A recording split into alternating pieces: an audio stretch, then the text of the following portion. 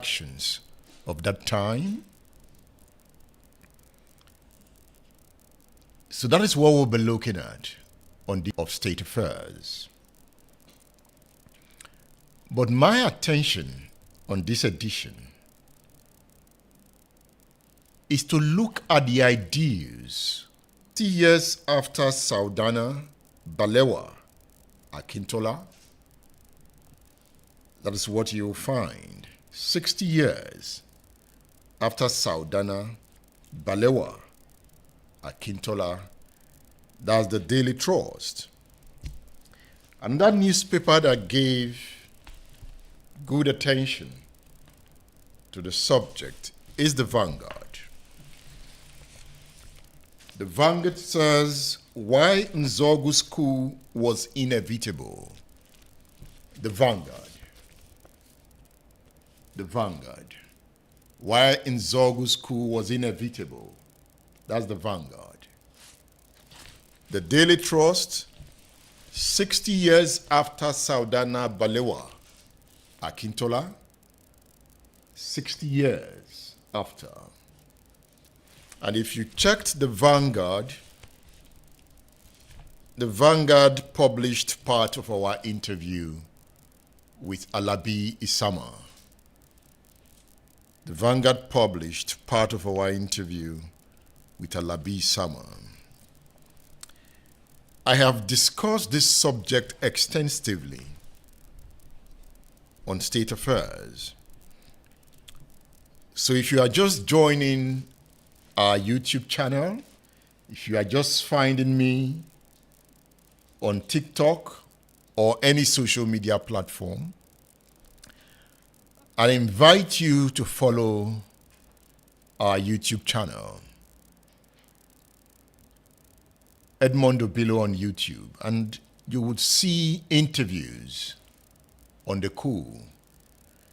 I have spoken to the author of Ironsi, Chukwuma on the coup. Sholakbe Ademulegun was 6 years old when the coup occurred. She saw Timothy Onwatuegu shoot her daddy, Brigadier General Ademulegun. She was in that bedroom that day, and she has told us her story. And you find that story on our YouTube channel, Edmondo Bilo on YouTube. I have spoken to Alabi Isama. Richard Akinola is the author of the book, Fellow Countrymen. He wrote about the coup. I have spoken about him. You'll find the full interview on our YouTube channel. That is Edmondo Bilo on YouTube. Achike Odenwa, a former governor of Imo State, wrote a book on the Nigerian Civil War. In his book, he addressed the coup. We've also spoken to Achike Odenwa. You can take your time to look at that interview. Dr. Yemi Farumbi has spoken on the coup. You will find that interview on YouTube. Even the author of Nigeria on Gunpowder, Victor Taiwo, wrote about the coup in his book. We've also spoken to him. We've spoken to men who saw the coup. Somebody like Major Salau, Major Emmanuel. You'll find those interviews on our YouTube channel. So we've dwelt extensively on the coup. But today we are bringing a new dimension to it. But let's look at the background to the coup. The Nigerian military, in a bloody operation, truncated the First Republic when young military officers, including Major Kaduna Nzeogwu, struck on the 15th of January, 1966. What they did was to decimate the leadership of that era, the democratic leadership of that era. The Prime Minister, Tafawa Balewa, was killed. Also killed were the premiers of the northern and western regions. Top military officers were not left out in the orgy of death that followed. It marked a new era in Nigeria's politics. In a radio broadcast announcing Nigeria's first military coup, Major Chukwuma Kaduna Nzeogwu said the country's enemies are the political profiteers, the swindlers, the men in high and low places that seek bribes and demand 10%. Nzeogwu attacked those that seek to keep the country divided permanently to remain in office as ministers or very important personalities. He condemned the tribalist, the nepotist, those that make the country look big for nothing. He said they make the country look big for nothing before international circles. He blamed the politician for corrupting the society by their words and deeds. In the address, he promised law-abiding Nigerians freedom from fear and all forms of oppression. However, the promise of freedom did not come as the military found itself in a crisis that snowballed into a civil war. The war followed the bloody counter-coup of the 29th of July 1966, led by mostly northern officers. So in 1966, we had two bloody coups in Nigeria. They were bloody. The first was on the 15th of January, 1966. And today is the 15th of January, 1966. 60 years after, we are talking about the coup. The coup has been described as a revolutionary coup. Nzeogwu condemned the tribalist, the nepotist. Do we still have the tribalist in Nigeria? Do we still have the nepotist in Nigeria 60 years after? Has anything changed? Military officers, mostly of Igbo extraction, were killed in the counter-coup. The counter-coup of the 29th of July, 1966, led by mostly northern officers. But the first coup was led by mostly Igbo officers. Now you could see that when we mention Nzeogwu, we say Major Kaduna Nzeogwu. Why Kaduna? I thought his name was Chukwuma. But there's something unique about Nzeogwu. He was born in Kaduna. He was raised in Kaduna. According to Ademoyega said he displays the trait of a northerner. He spoke Hausa fluently. So in character and in posture, Kaduna Nzeogwu could be described as a northerner, but not in Nigeria. Nigeria, no matter where you were born, it is your tribe that defines you.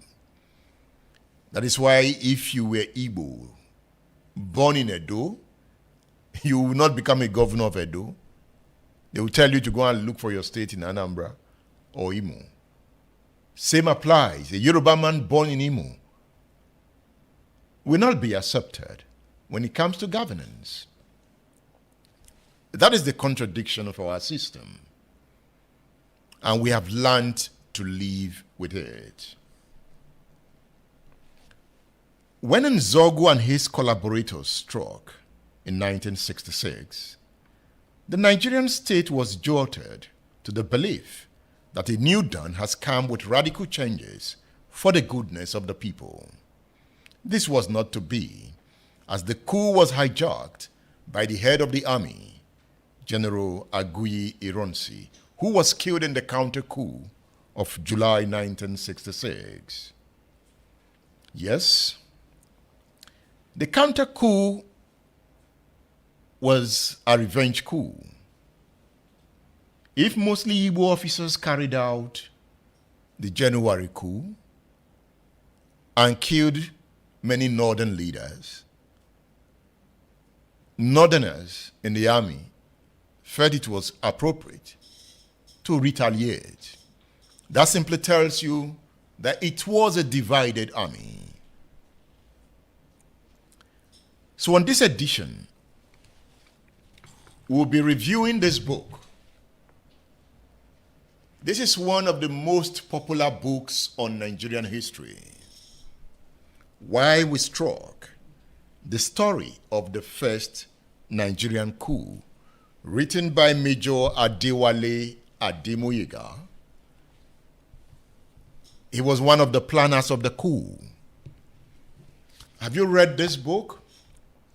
Now, I'm recommending this book as a textbook for every Nigerian. A textbook for every Nigerian, this book. This book should be in every home.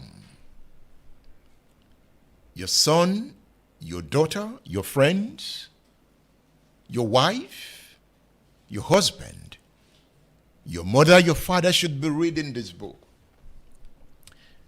Because this book tells us how the rain began to beat us.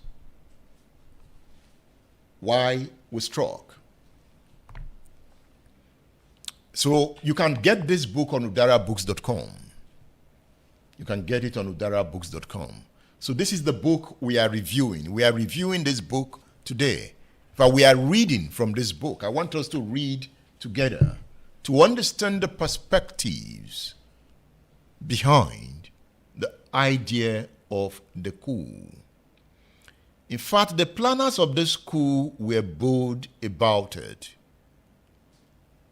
They planned and they spoke about the coup openly. So you wonder why they were not arrested before they carried out the plot. They spoke about it openly. They knew what they wanted to do.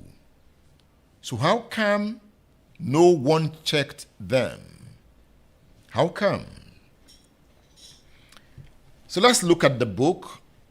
It's a book of 10 chapters. 10 chapters. Chapter 1 is the political prelude. The issues that caused the chaotic politics of that time. Issues like the population census conflict, the rigged elections of 1964, Operation Wet Year of 1965. Chapter 2 is entitled The Military Prelude. And chapter 3 is the ideology. Then chapter 4 is the preparation, how they prepared for the coup. Then chapter 5 is the D-Day, that is January 15th, 1966. Now the book is like a movie. It is deep. And why is it deep? The author of the book, Adewale Ademoyega, was the last graduate that was recruited into the army before the coup happened.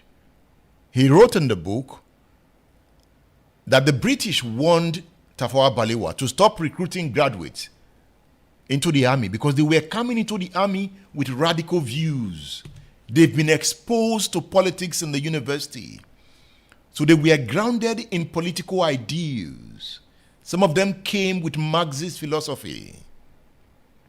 And Adewale Ademoyega was one of them who came into the army as a graduate. He enlisted into the army in 1961. Another person that came into the army as a graduate was Ojukwu. Ojukwu had studied history at Oxford University before joining the army. Emmanuel Ifajuna also came in as a graduate. They attended University of Ibadan. Emmanuel Ifajuna, Adewale Ademoyega. Then Victor Banjo was another graduate. We'll come to that point. And at some point, you call the line on the screen. That is, if you are on YouTube. You call the line on the screen so that we can have a thorough engagement of the issues. So for this edition, we'll be reviewing this book. And I intend to do about 15 editions on the coup, the counter-coup, the issues that led to the coup, the civil war. So at that point, you begin to listen to cuts from the interviews we've done. Chapter 6 of the book is entitled Ironsi's Misadventure. And then chapter 7, Gowon versus Ojukwu. Then chapter 8, The Liberation Army. Then chapter 9 is entitled Jungle Justice. And chapter 10 is the epilogue. The book we are reviewing is Why We Struck, the story of the first Nigerian coup. Here's the book. So get your copy. You need a copy of this book.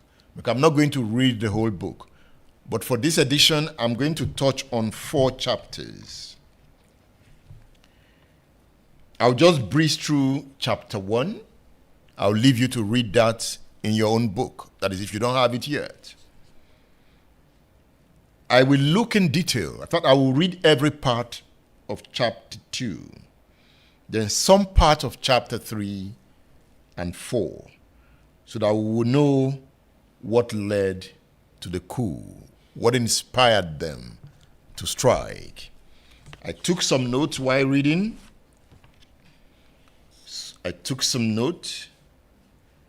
In chapter 1, Adewale Ademoyega says Nigeria's political problems sprang from the carefree manner in which the British took over, administered, and abandoned the government and people of Nigeria. If you check page 1, he made that point on page 1. He makes the point there was one evil that outlived British administration, namely political non-advancement. He accuses British of not interested in Nigeria's political advancement. If you check page 1 of the book, page 1, let's read and see the point he makes. He says, nevertheless, there was one evil that outlived British administration, namely political non-advancement. When the British came, they forcibly rubber-stamped the political state of the ethnic groups of Nigeria and maintained that status until they left.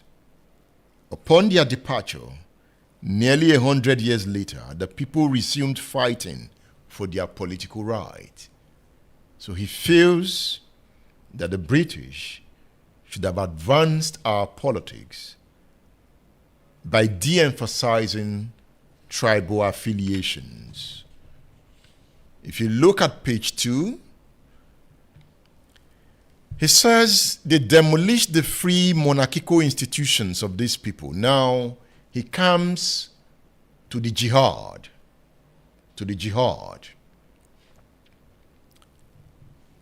The gradual but continued establishment of Fulani rulership over the former independent states, such as the Hausa Birom Anga, Nupe Tiv, and the Yoruba of Ilorin started in 1804 in Gobi, now known as Sokoto, with the rebellion of Usman Dan Fodio. It was by the success of that rebellion alone that the Fulani, who formerly dwelt as strangers and settlers among the various peoples of the north, began to unseat the traditional rulers of these peoples and imposed members of their own clan as rulers, styled emirs. I recently had an interview with the internationally renowned professor of history, Tony Falola. We'll be posting that interview soon. In that interview, the historian takes us into the jihad and uses it to explain contemporary political conflicts in Nigeria. I know it's an interview that will educate you. We'll be putting it on our channel on YouTube soon. So if you are yet to subscribe to the channel, please do and follow the history of Nigeria, the history of the world. The point Adewale Ademoyega makes here is that when the Fulanese conquered Hausa states in the north, they demolished the free monarchical institutions of these peoples and imposed on them an Islamic-orientated but feudalistic rulership. So one of the reasons for the coup was that the majors wanted to destroy feudalism in the north. And they felt that Ahmadu Bello was a symbol of feudalism. Feudalism is that leadership of elite that confirms the majority to poor, to poverty, to hunger, where the elite own the land and then the poor work for the elite. And you can see the consequences of that kind of system. It is what is unfolding in the north at the moment. The insurgencies of the poor, the bandits, the terrorists are a product of feudalism in the north. So perhaps the coupists saw it and wanted to bring it down.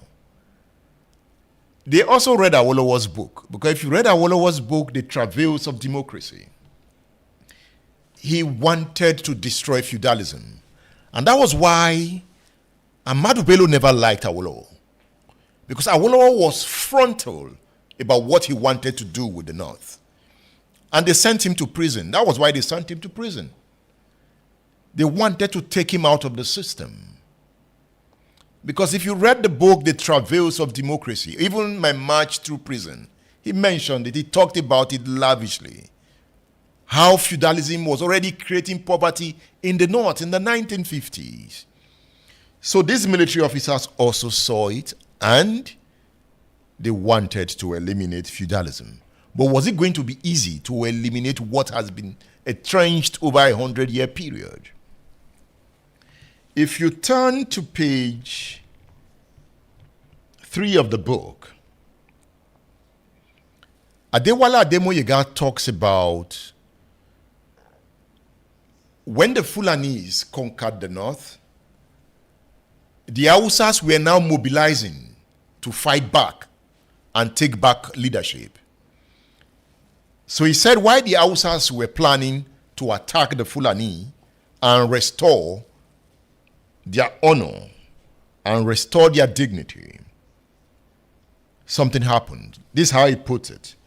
Unfortunately for the Hausas, the British came at this particular time with a superior military force and imposed the peace of Britain, rubber stamping the Fulani hegemony over the whole area. After that, every effort by the people to be free was regarded as a rebellion against British rulership and was forcibly suppressed. As he makes that point, he takes us to what he calls a British concept of tripartition. The British concept of tripartition. Nigeria was built on a tripod: Igbo, Hausa, Fulani, and Yoruba. And that was what the British wanted. So here, Adewale Ademoyega takes us into what some of us have studied as indirect rule in the north, in the western region, before the western region, in Yoruba land, and in Igbo land. And that is what we call divide and rule. They use the tripartite system to create division, divide and rule. Let me read what he said here.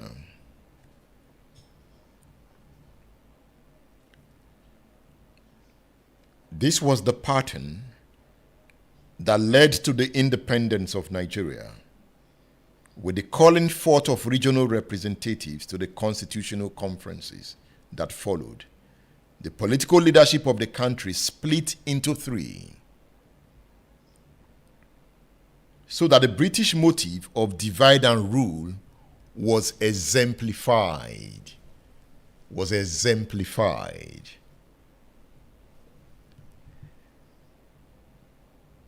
However, the British chose the tripartite arrangement because it was more to their purpose of keeping Nigeria perpetually within their sphere of influence, even after independence.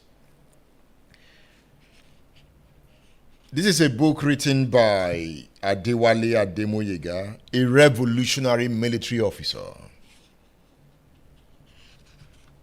And that is the book we are reviewing. Remember, today is the 15th of January, 2026.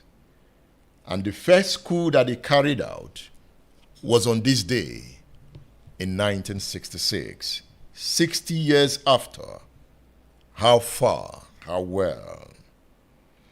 So he gives a background into Nigeria's politics. He asked, how come when political parties were formed, the North never called any of its parties Nigeria this or Nigeria that?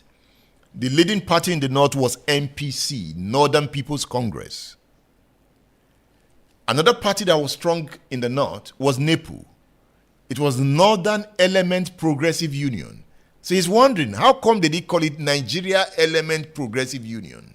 That means the North was enclosed. They saw themselves as Northerner more than they saw themselves as Nigerians. And it was what the British wanted. That's the point he makes. If you turn to page 7 of the book, it says between 1953 and December 1959, there was no constitutional advancement in Nigeria because the British held firmly to their constitutional framework of a tripartite Nigeria. He says, secondly, the regional political leaders initiated their own concepts of rulership in their respective areas of government. Thirdly, the same political leaders strove to keep their hold on their own regions. That means Awolowo wanted to keep hold of Yoruba land. The Ahmadu Bello headstrong to the north. And Nnamdi Azikiwe was forced to hold the East. Nnamdi Azikiwe was the main nationalist among the triad. He was the one that was pushing for nationalism, that Nigeria first, before the Igbo land or the Yoruba land. But Awolowo built his own concept from Yoruba ideals, then projected it into Nigeria. While Azikiwe projected Nigeria into Igbo ideals. So he was the odd one among them. Awo was more ethnic. Ahmadu Bello was entrenched in ethnic devices. He also embodied his own politics with religion. So if you read chapter 1 of Ademoyega's book, you would see how he broke down the conditions that led to the coup. But let me also make this point. Before the January 1966 coup in Nigeria, the military boys that struck had already seen successful coups in Africa. So when they struck in 1966, military government had formed the political system of some African states. The first military coup in Africa happened in Egypt in 1952, when General Gamal Abdel Nasser brought down the monarchy of King Farouk. Adewale Ademoyega and the Nzeogwus, they admired Abdel Nasser. That is why if you read this book, you will see Nasser. He kept referring to Nasser as a revolutionary leader. So they loved Nasser. So they must have taken inspiration from the 1952 coup in Egypt. The first military coup in West Africa was in Togo on the 13th of January 1963, carried out by officers led by Gnassingbé Nyadema. It led to the killing of the democratically elected leader of Togo, Sylvanus Olympio. Now Togo is of interest here. You know, Nyadema governed Togo till he died. As we speak, Nyadema's son is still the leader of Togo. That means since 1963, Nyadema and his son have governed Togo. Will there be a military coup in Togo? Because it's a francophone country. But it seems Togo is peaceful compared to other francophone countries. So, that is history. In 1965, coups happened in Benin Republic, in Central Africa Republic, and Burkina Faso. Why Kwame Nkrumah was removed from power in 1966 by officers led by Joseph Ankara. Remember Joseph Ankara? It was Joseph Ankara that hosted the Aburi Accord when Ojukwu and Gowon went to Ghana to see if they could find a meeting point. And that was what led to the Aburi meeting, the Aburi Accord. And because of the non-implementation of the Aburi Accord, Nigeria and Biafra went to war. So Joseph Ankara, the military leader of Ghana, hosted that meeting. Let's see, I'm going on YouTube to see. And I can see you on TikTok. I can see. Some persons want me to invite them to join. No, I can't invite you now, okay? Because we are streaming on YouTube. You see, there are cameras here. When I'm doing just TikTok, I will invite you to join the conversation. But for those who are listening and watching on YouTube, you can call. I want to hear from you as we discuss this book together. So the number is scrolling on the screen. You can call. Let's discuss the subject together. Let's make it interactive. So join the discourse. How are you publishing so much content? You were struggling to post once a month. Struggling to post once a month? Okay. I post almost every day. So you can join the discourse by calling the number 080-999-18449. That is 080-999-18449. Yeah, the number is on the screen, and you can join the discourse. I'm also happy to read your comment, and you can invite your friends Are you on TikTok? You'll get the details of my interview on my YouTube channel. You can just check my TikTok profile. Yes, check the profile. You see the link to my YouTube channel. Subscribe to the channel. In the next 3 weeks, we'll be releasing very interesting interviews that will educate you on Nigeria's history, world history. All right. So we got a caller here. Let's join the discuss. Hello. Oh, what happened? Perhaps he's testing the microphone. When I picked, I just want to hear somebody's voice before I continue reading. But if I don't get that on time, if you look at page 7 of the book we are reviewing for this edition of State Affairs, we are reviewing Why We Struck, the story of the first Nigerian coup. Adewale Ademoyiga speaks about the problems of Nigeria that led to an unstable polity. If you turn to page 10, he talks about Nigeria's independence. Nigeria's independence. I want to read page 11. He says, actually, a time bomb had been buried deep into the foundation of the political edifice.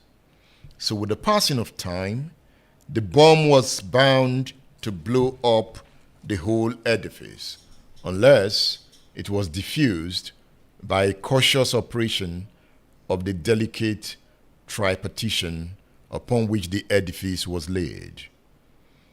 While it seemed as if each of the political leaders wanted the edifice to remain intact, it could be seen that the parties in the South had hoped that the edifice would be preserved by their own progress in gathering more followership in the North. But the MPC had the opposite view, that the edifice would be preserved only if it kept the North permanently in its hand, while it sought to control the South through allies or agents. See, the point he's making here, Nnamdi Azikiwe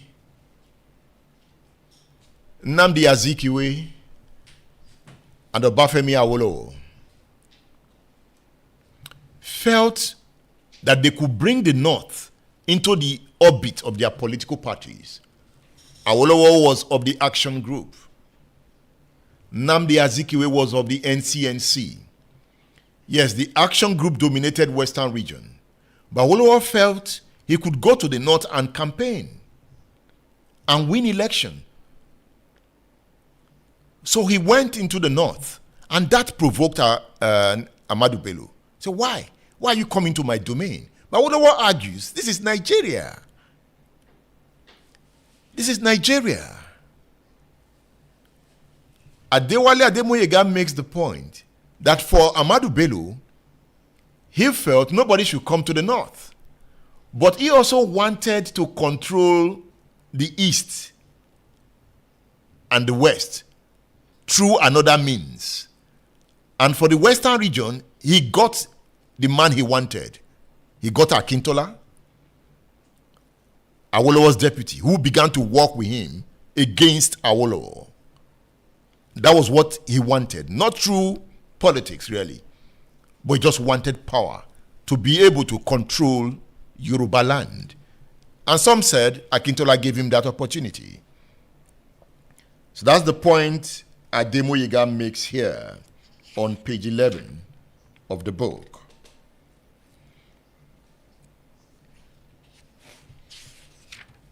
So I think when you get, he talks about opposition on page 14. Opposition on page 14.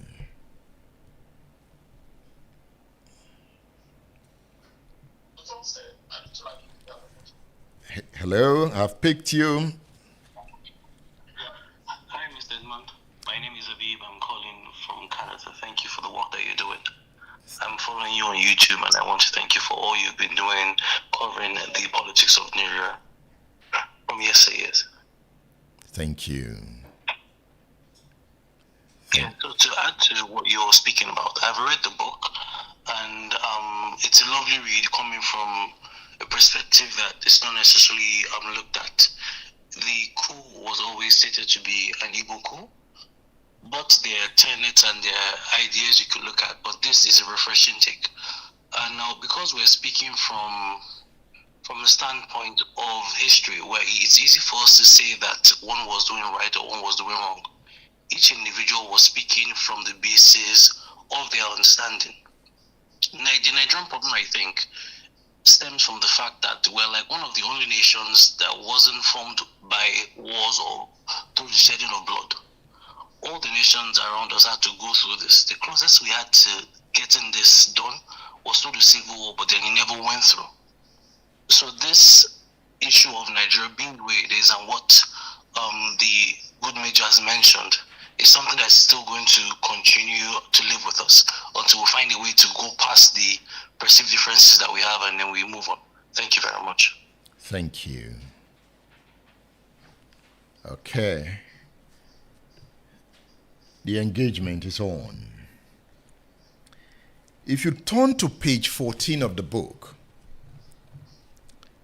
look at what Adewale Ademoyega wrote. If the light should be dimmed or extinguished at any time in any democracy, the system could at once be seen to be heading for the rocks.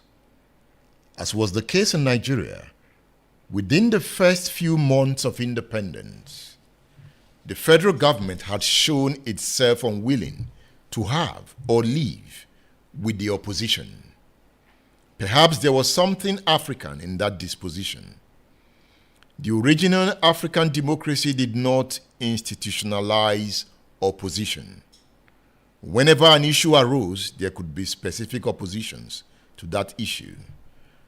So another point that annoyed the young majors was that the federal government was strangulating opposition. You know, Awolowo was the opposition leader. Tafawa Balewa was the prime minister. In the MPC, Tafawa Balewa was the deputy of Ahmadu Bello. But something is interesting about what happened. The prime minister was the leader of government in Nigeria. So Ahmadu Bello, as the leader of MPC, ought to have been the prime minister, not Ahmadu Bello. But Ahmadu Bello chose to be premier and sent his deputy to the center. He was more comfortable with staying in the north. And from the north, he controlled the prime minister. There's something interesting about that scheme. And I think we should look at it. Hello. I can hear. Good to hear your voice. Good to hear your voice too. This is Femi calling from the US. So make your points, Mr. Femi. Yeah, thank you very much. I want to appreciate the work you've been doing. I've been listening for many years, but on all the books that you've portrayed and all the interviews with Alabi Sama and then Dr. Dauda, Bola Dauda, I listened to that also. But one question that I have is, have you had any opportunity to either interview President Olusegun Obasanjo or General Gowon on some of the intricacies of all these stories about their perspective that could broaden just the populace on their own personal reactions to some of the stories we've heard on the program? Okay, I have not interviewed Obasanjo. Yes, I'm working towards that. I think go on. Yeah, okay. We are working towards that. And hopefully we'll get them before anything happens to them. Oh, hopefully, because I think their wealth of knowledge about the war and the events before the war and how they interpreted some of the stories that other people have portrayed will really help us to understand the dynamics and how it plays currently in Nigerian politics, and for the general populace to understand Nigeria better, so that we'll be able to learn from history, so that we don't repeat history. Thank you. Thank you very much. You're welcome. So let's continue the review of the book.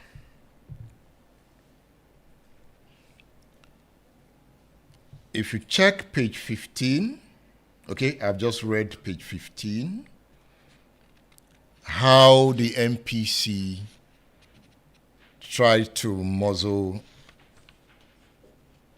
the action group, especially because it was a coalition government.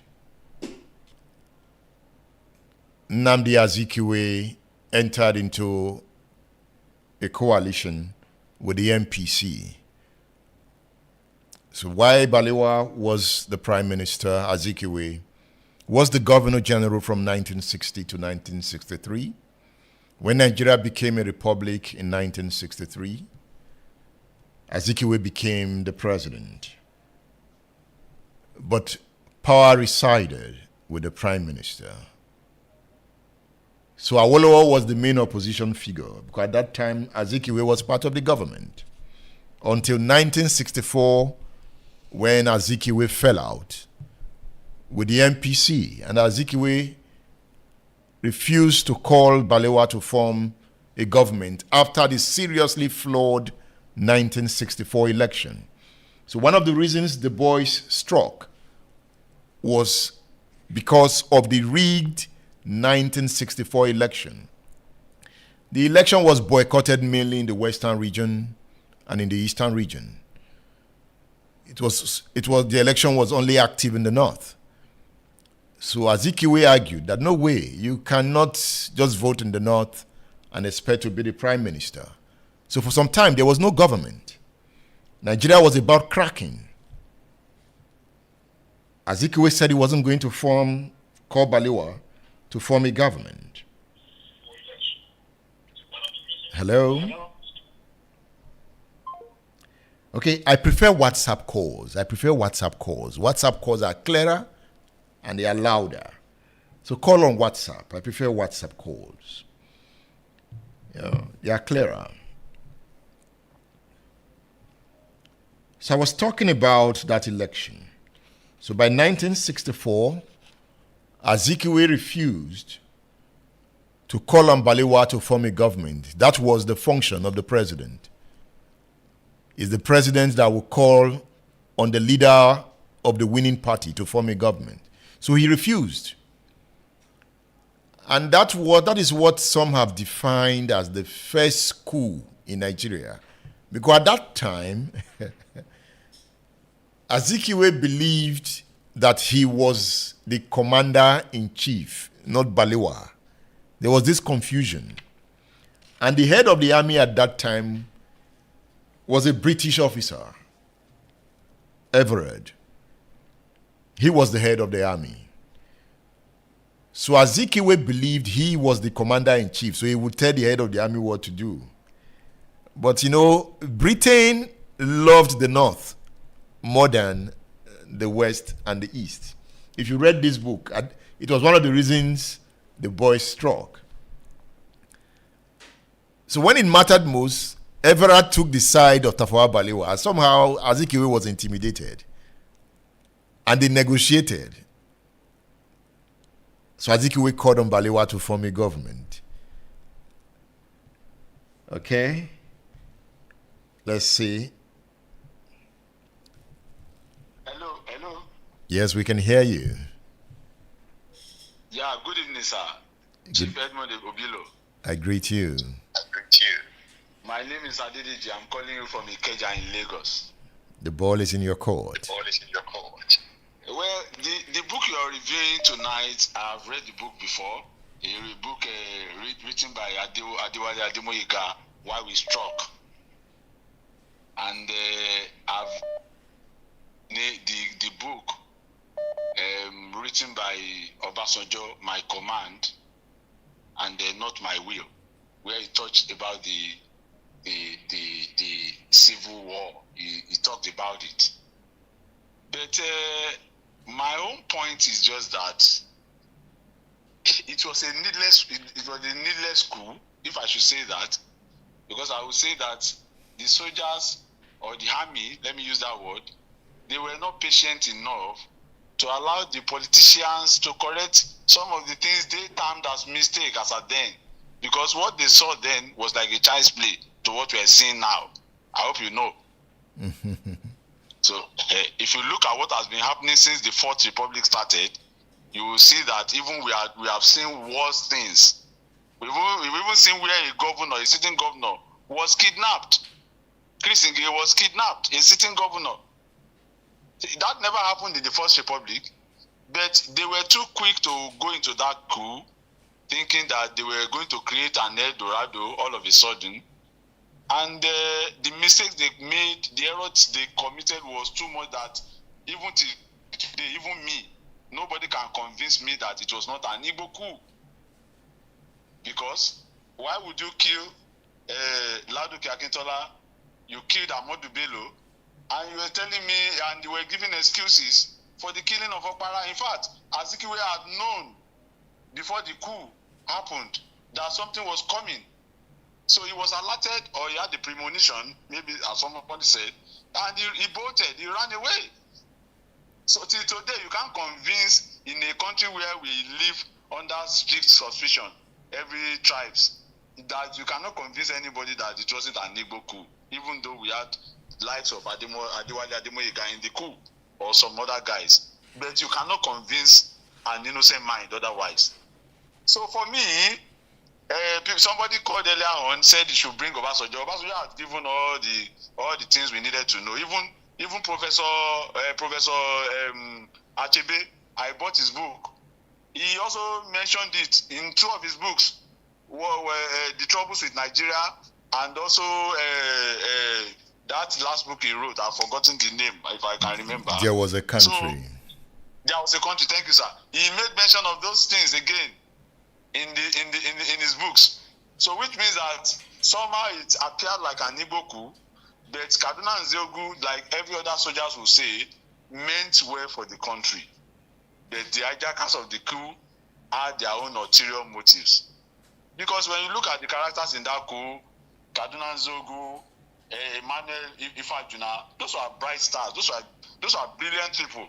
Till today on our exercise book, all the exercise books, you will still see Emmanuel Ifajuna. His picture is still on it.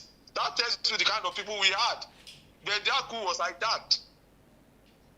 Thank you. So I love the program you're doing today. God bless you, sir. I always follow you. I'm in Lagos and I follow you.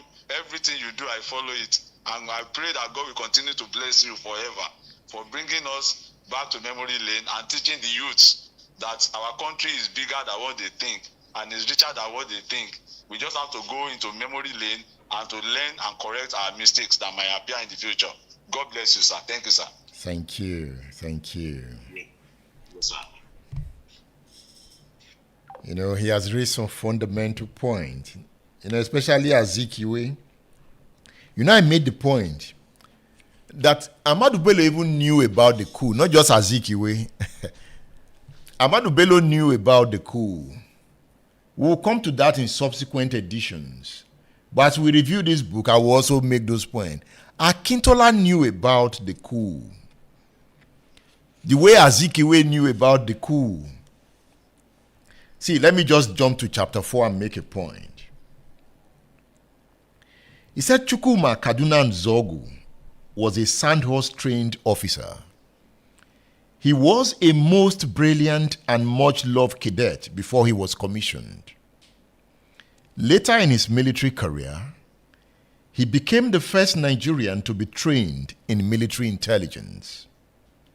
My close association with him commenced from the moment I arrived to be enlisted into the Nigerian army. He received me most warmly and, taking me round the depot, showed me to all the warrant officers and the young, newly commissioned Nigerian officers. He introduced me as a former DO, that is district officer, The warrant officers were mainly northerners, and the description of DO meant a lot to them, and indeed to other Nigerians, because only British civil servants and a few Nigerians rose to such posts in the pre-independence northern Nigeria, and it was still largely so in 1961. Ademoyiga continues, Chukwuma initiated me into the army, and I loved the way he did it, simplifying the strange military terms such as the enemy, moving target, and the first LA, immediate action, and so on. He continuously assured me that every new step was extremely easy to take.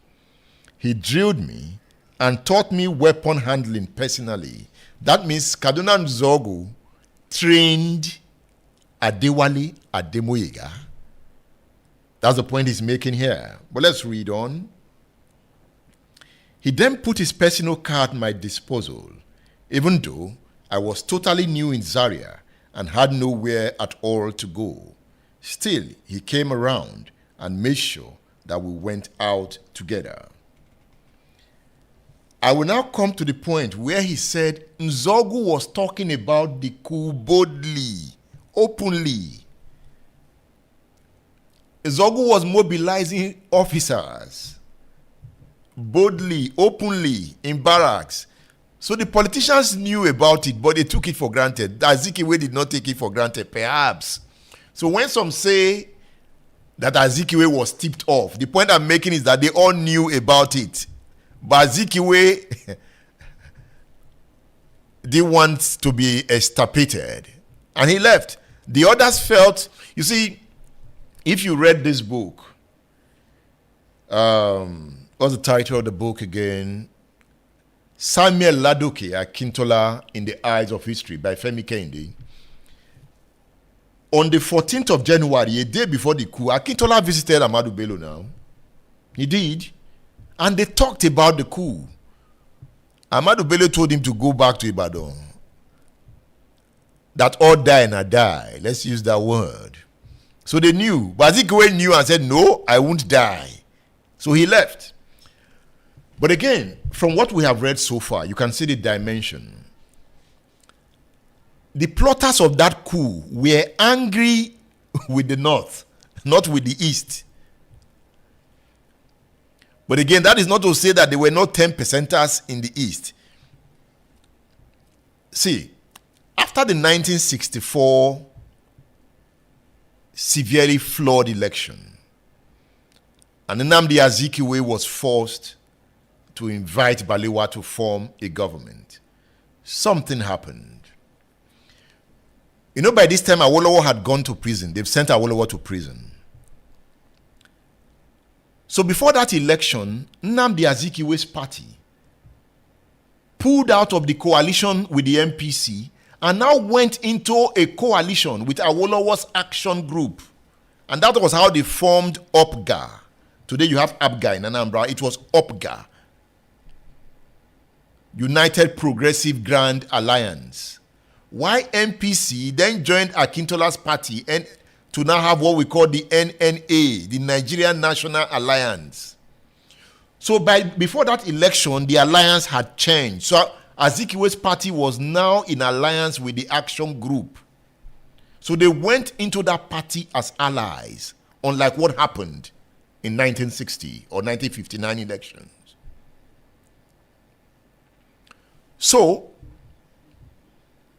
the enemy was the North and Akintola. If you even read Adewale Ademoyiga's book. So if the enemy was the North, would they want to kill those from the Southwest? You know, Awolowo was in prison. The leader of the action group became Chief Adegbenro. They didn't kill Chief Adegbenro. Anyway, if you also see it as an Igbo coup, there are reasons to also see it as an Igbo coup. It's about perspectives. But we'll come to that. At some point, the subsequent edition, we'll ask, was it an Igbo coup? For now, I'm reading the background to the coup, why they struck. So I'm going to move There are a lot of calls coming in. If I keep taking all the calls, I might not be able to read this book. Let me take this. But we'll come to that. Hello. Hello. Yeah, Hello. good to hear your voice. Hello. Yes, good evening.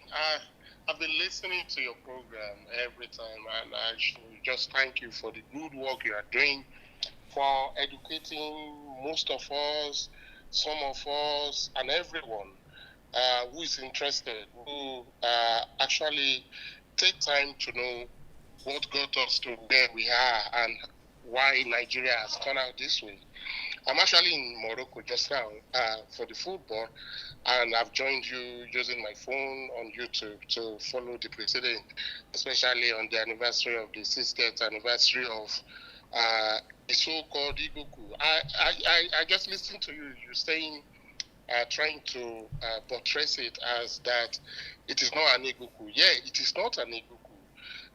For those who actually want to look at the fact of the matter and who have read books from Ademola Adegboyega and some other books that have been written. In fact, I have a soft copy of the one written by Richard Akiola. I've read that one several times over. I've read also the accounts of participants of that coup and those who witnessed what happened. I mean, they didn't actually took part, but witnessed, even including the book written by the past president, IBB. So, yeah, it is not an Igbo coup in the races, but the enemy of Nigeria actually weaponized it to say it is an Igbo coup, and it then divide us further. So I listened to how you make the case with what Ademoyega written in his book, where he stated that feudalism was actually one of the enemies, and that was portrayed in the speech by Nzeogwu on that day, that they are after the profiteers, those who want to divide us, and actually feudalism. So, yeah, it is unfortunate and an irony that the Hausas, the Talakawas in the north, who are actually would have been the beneficiary of that coup, actually were the one conscripted into the army to fight another region that wanted to be free. So, Nigeria, sometimes I look at Nigeria and I feel like it has been just an unfortunate and unlucky country. So, yeah, you will. I've read some other books about other nations, Germany, the United States of America, and I've read books where there is an unseen hand that makes things to work out for those nations to be better, even in their weakest of the point. So, but in the case of Nigeria, the wrong choices, the bad decisions will be the outcome. So, yeah, it doesn't just turn out in the favor of the country. And I don't know why that is. Yeah, I don't know why that is. It will be I would say the unseen hand will conspire to make it then turn out to be the wrong choices that will come out of an outcome. By stating that feudalism was targeted in the person of Sardauna, I could see what would have happened. And then actually that portrays the fact that Awolowo was supposed to be enthroned or railroad into power because he was actually also fighting feudalism. And today I will mention that all Nigerians are under feudalism because we are all living from hand to mouth. I mean, from one favor to another. That is our Majiri way of life. Mm-hmm. So we are basically under a Majiri system. It is sad. It is sad. Let me give you time so that other people can call in. Thank you. I hope and pray that somehow the powers that be, the hands of nation, maybe God will just make things turn out well for our nation. But it doesn't appear to be the case. It doesn't appear to be the case. Yesterday, our anthem was being sung on the National Stadium in Morocco, and I don't know the words. And I imagine the players too, when they show their face on the screen, they don't know the words either. No one, I mean, we are few Nigerians in the stadium, but none of us know the words. And I could imagine immediately seen the impact of that. It's like demoralizing. Like your anthem is being played and you can't say the words clearly, and that is underwhelming when you are supposed to be at your highest point of morale. It is sad. We just make the wrong choices and things conspire to give us the outcome we don't expect. The players come into the stadium singing, bashing on beats and drums, but then you then come out to the outcome where we have to play our national anthem and they were like, what is the worst? It's sad. We get ourselves into tight corners and no one is going to help us to get out. It's sad. Let me leave the floor so that other people can call in. Thank you. Thank you so much. Thank you. Thank you for all what you are doing as well. Thank you. Okay, I won't allow any call that is more than 3 minutes now. But that call, let's hit the nail and move on. Okay, I won't take calls for now, so that I'm able to deal with the content of this book. I'm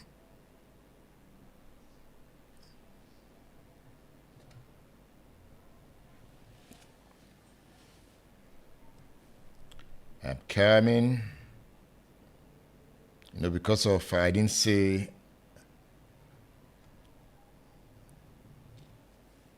TikTok is trying to sign me out. Say you were not saying anything. I thought TikTok was listening to the telephone conversation. Okay. Drag the puzzle piece into that. I've done that many times. Now, I want to keep my TikTok audience on.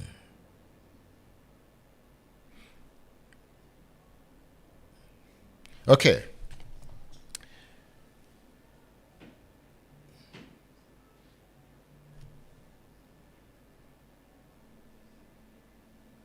Okay, good. I'm back. Yeah. So somebody asked a question on TikTok. He said, what about Okotiebo? Yeah, Okotiebo was a member of the NPC. Nnamdi Azikiwe's party. Not NPC, rather. NCNC. It was a coalition government. That means NCNC contributed some ministers to the government. And that was how Richard Akinjide also became Minister of Education. So Okotiebo was a member of the NCNC because it was a coalition government. So he became the finance minister. So why was he killed? When he became the finance minister, he became so loyal to Ahmadu Bello that even there were now divisions in the NCNC. There were divisions in the NCNC too, but it wasn't that pronounced as that in the action group because Azikiwe managed it well. It wasn't that violent. So that is the reason Okotiebo was taken out. At the point, he became an Ahmadu Bello man, not even Azikiwe man anymore. And the coups felt they needed to deal with him too. Yes, I'm not saying it wasn't an Igbo coup. The point I'm making is that it depends on what is the perspective. From certain perspective, you can say it's an Igbo coup. From another perspective, it's not an Igbo coup. That is the point I'm making. I've not given my opinion yet. I'm trying to go through what Adewale Ademoyiga said in this book. So he took us to the Western region. And you see that on page 221, where he addressed the conflict that was caused by the parties. He now came to the 1964 election. I have talked about that already. Get the book and read up. You can get the book on udarabooks.com. udarabooks.com is our store for political books. We created that store so that you can have access to all the books we talk about here. And you can see this book, Nzeogwu. This is Nzeogwu. Nzeogwu, to me, Nzeogwu is the leader of the coup. Some would say it's Emmanuel Ifajuna, but if you read Adewale Ademoyiga's book, you would conclude that Nzeogwu is the leader of the coup. Obasanjo wrote about Nzeogwu here. At some point, Obasanjo and Nzeogwu were roommates. So you can also find this book on udarabooks.com or through the WhatsApp number on the screen. You can just get us on this same WhatsApp number that you call and tell us you want the book, and then we'll talk about it. If you also read this one, this is the biography of Emeka Ojukwu, because some said it's an Igbo coup. But what happened? Ojukwu was the top-ranking officer in the north, where Nzeogwu operated from. Ojukwu was the top-ranking officer. Ojukwu did not cooperate with Nzeogwu. That's another point. Ojukwu refused to cooperate with Nzeogwu in that coup, and that was one of the reasons the coup failed. If Ojukwu had cooperated, because at some point Nzeogwu needed money to finish the coup, but Ojukwu did not cooperate. Ojukwu refused to cooperate because the same coup that you call an Igbo coup was pulled down by Igbo officers. Ojukwu refused to cooperate with Nzeogwu, and we'll look at that. Why did Ojukwu refuse to cooperate with Nzeogwu? If you look at chapter 7 here of this book, Ojukwu's book, the author of this book is Frederick Forsyth. He wrote the biography. He said something here. For one thing, Emeka, that was the first name of Ojukwu, Emeka was never consulted by the plotters at Kaduna, Nzeogwu, and the others before they struck. In part, this was because although an Igbo like themselves, Emeka was of colonel rank, and they preferred to keep their membership to majors and juniors. In fact, no colonel or upwards of any ethnic group was taken into the confidence of the plotters. In second part, it was because with his famous name Emeka was thought to be too establishment-oriented to have any time for coups against the state. You know, Ojukwu's father was a billionaire. So Nzeogwu and Co fed this guy's father is rich. He won't be interested in a revolution. That's one of the reasons. So they didn't tell him. And mind you, at that time, Igbo officers dominated the major corps. Yes, the North dominated the foot soldiers, but the top officers, those top majors, were mostly Igbos. If you read this book, look at this book. This book is entitled Ironsi. The author of this book, Chusule Bunam, the renowned journalist, gave a breakdown of the majors in Nigerian army at that time. And if you look at the list, Igbos dominated it. Igbos dominated the top cadre of the Nigerian army at that time. And that's why Adewale Ademoyega here is saying that there was now a plot to northernize the Nigerian army. And that was one of the reasons they struck. That Ahmadu Bello and Co were not trying to northernize the army. So this is another book you should read. Now, I was talking about how Ojukwu frustrated the coup. There's a man I want to interview. I don't know why we don't speak enough of him. The author of this book, look at this book, The Last Flight.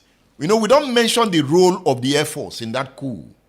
The role of the Air Force. It appears that it was just the army guys or the soldiers that carried out the coup. The Last Flight, if you read this book, The Last Flight, by Captain August Okpe, he talks about how he flew from Kaduna to Kanu because there was a plane that Nzeogwu sent.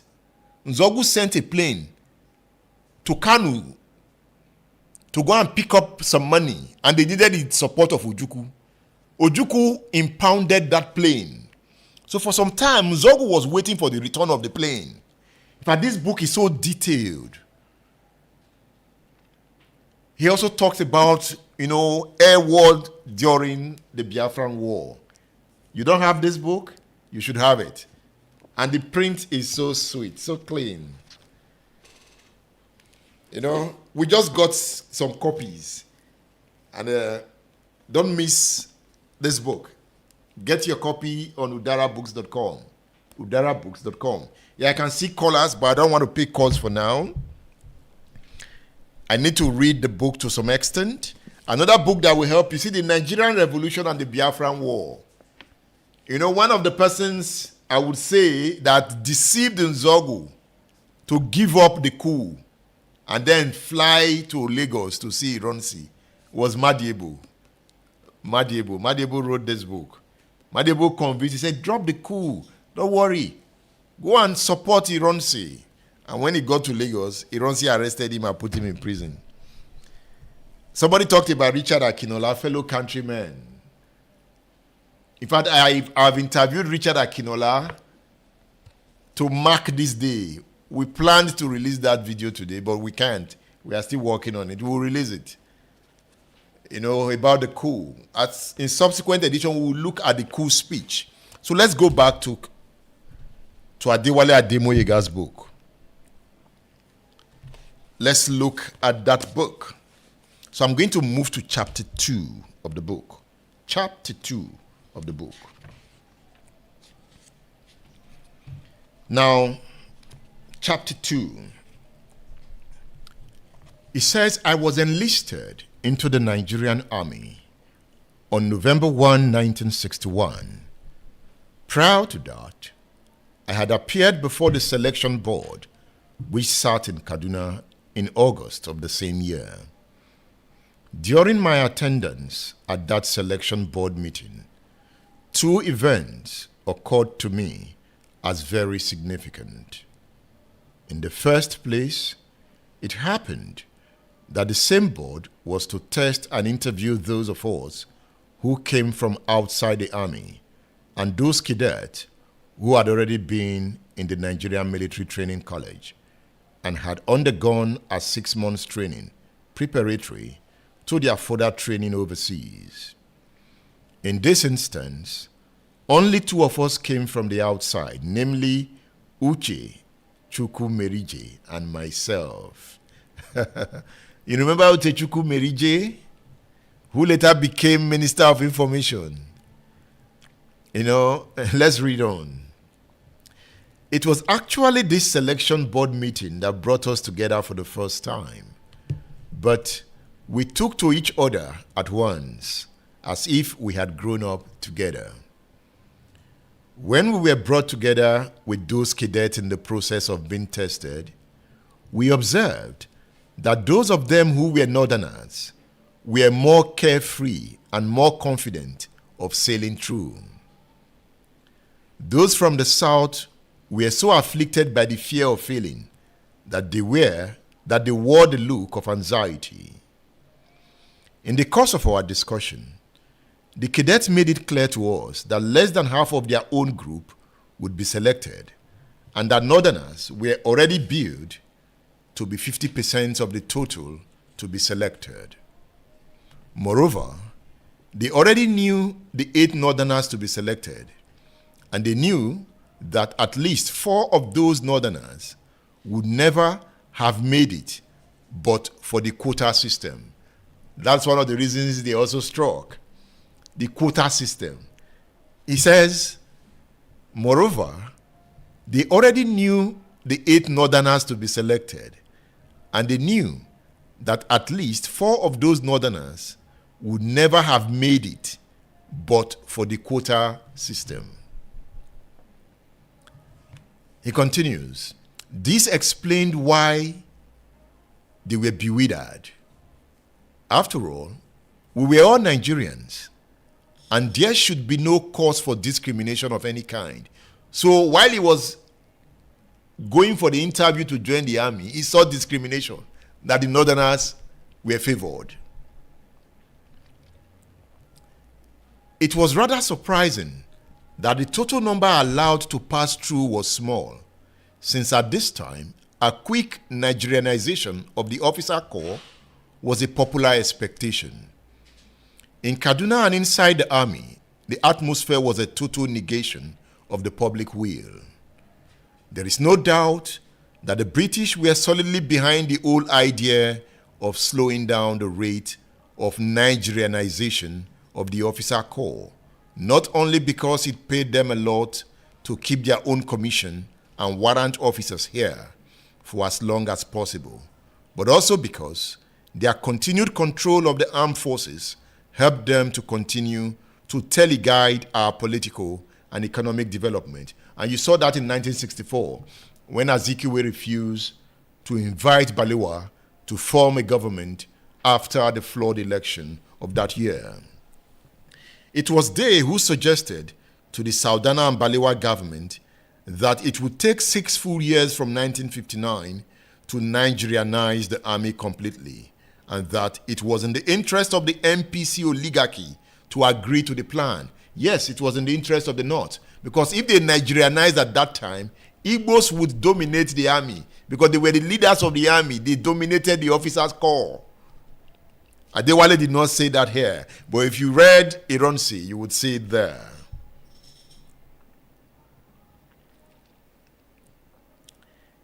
That oligarchy agreed to the British plan and did nothing either to hasten the process or alter the plan. It was also the British who, having politically set up the North to be bigger than the South, planned to hand over to them. The North planned to hand over to the North. The British planned to hand over to the North. And they also planned to hand over to the North an army that was more than 50% northerner. 50% northern. I'm on page 32. If you have your book, you can also read along and refresh your mind. I'm on page 32 now. The fulfillment of the objective was already biting hard in 1961. Military aspirants from the South were frustrated. No wonder then that the army was not as insulated from politics as it seemed to outside observers. The effect of these were made crystal clear by the events of 1966 and 1967. The second important event was not connected with the first, he says. Having known the feelings of the cadets, we also made an effort to know what the existing officers felt about the situation of things, both outside and inside the army. We easily came to this. There was an officer who was quick to get in touch with us and introduce us to other officers. That officer was Lieutenant Emmanuel Ifajuna. So that was the first time he was meeting Ifajuna. So Ifajuna joined the army before Adewale Ademoyega. So they met Ifajuna. He said it was the first time of meeting him. I had earlier learnt about him in 1954 when he jumped 6 feet 8 inches and won a gold medal at the Commonwealth Games in Vancouver, Canada. He later graduated in science at the University of Ibadan and joined the army in 1960 and was commissioned the same year. So Ifajuna has come into the story. Kaduna Nzeogwu led the coup in the northern region. Ifajuna led the coup in Lagos. So it was Ifajuna that was supposed to deal with Ironsi. That's another reason some are saying it's an Igbo coup. How come Ifajuna and others did not kill Ironsi after they have killed Ademulegun? Because the same character, what they accused Ademulegun of, was the same character of Ironsi. So how come they did gun down Ironsi? You know, Okafor was detailed to take out Ironsi.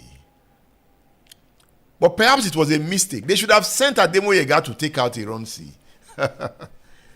So when Okafor saw Ironsi that he was meant to take out, he was saluting, Shonsa, Shonsa. To some it's annoying. And to others, that coup ought not to have happened at all. It was too bloody. It was too bloody. You see the way they took out May Malari.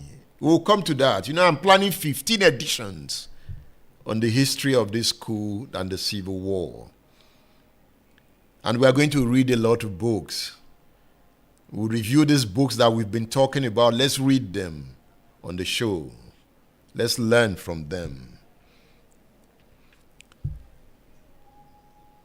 Okay, he's talking about Emmanuel Ifajuna. I had earlier learned about him in 1954 when he jumped 6 feet 8 inches and won a gold medal at the Commonwealth Games in Vancouver, Canada. He later graduated in science at the University of Ibadan, joined the army in 1960, and was commissioned the same year. Ojukwu Merije, you should know Ojukwu Merije, that radical. You know, if you study the Biafran War, Ojukwu Merije was one of the propagandists of Biafra. He was supposed to be an army officer. He went for this recruitment process with Ademoyega. We will see what happened. How come Chukwu Merije did not join the army? What happened? Ademoyega wrote about it here. He says Ojukwu Merije graduated in economics at the University of Ibadan. And both of them, that is Ojukwu Merije and Ifajuna, had earlier met at the premier institution. Ifajuna received Uche and me particularly well. We discussed the political turn of events in Nigeria and unanimously came to the conclusion that the military was likely to be the only solution. Even before they joined the army, they were already talking about coup. See it now. He said, we discussed the political turn of events in Nigeria and unanimously came to the conclusion that the military was likely to be the only solution to Nigeria's problem. By 1961, when he was joining the army, they were already discussing coup. We later spoke to other officers, including Captain Okwichime, who encouraged us to come into the army. Later on, when I was alone with Ojukwu Merije, he expressed some misgivings about Ifajuna being already in the army. He explained that during a planned agitation in their days together at the University of Ibadan, Ifajuna deserted their group in the moment of action. That they have planned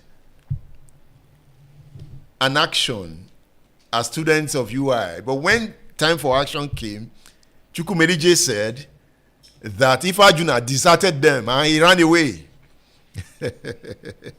So this time, he was advising Ademoyega not to plan anything with Ifajuna.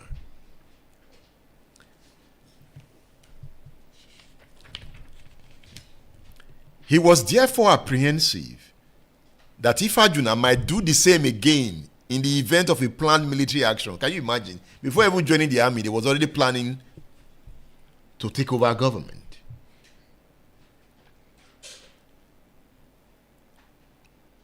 And I replied, okay, again in the event of a military action. But he's already in the army, I replied.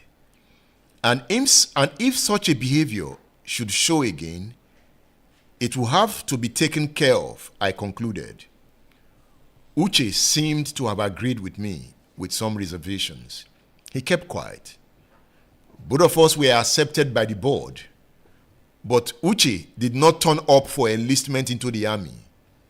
His place remained vacant, both on the plane from Kano to London and at the Mons Officer Cadet School, where we were to be trained for 6 months. Some months later, I met Uche on the streets of Lagos. Why didn't you turn up for enlistment? I asked. Uche explained to me that he told a British professor at the University of Ibadan that he was going to join the army for revolutionary reasons.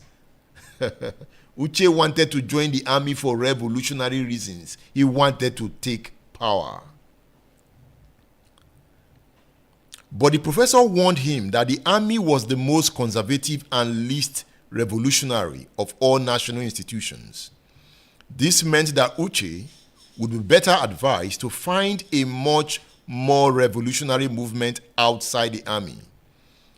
And that did it for Uche.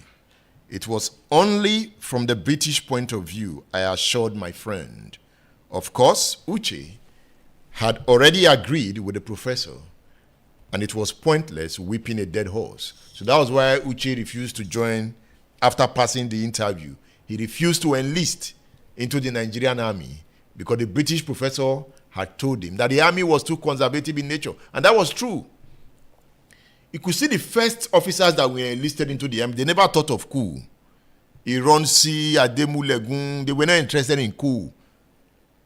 They loved the politicians. In fact, when the British head of the army was leaving, some persons advised Ahmadu Bello and Tafawa Balewa not to allow Ironsi to be the head of the army, the first indigenous head of the army. But Ahmadu Bello told the person up and said, no, all these are good officers. They won't do anything to hurt us. These are our boys. Because they advised Ahmadu Bello, according to a book, that they should pick May Malari. Ahmadu Bello and Co said no. That May Malari was a junior officer to even Ademu Legun and Ironsi. Why would you?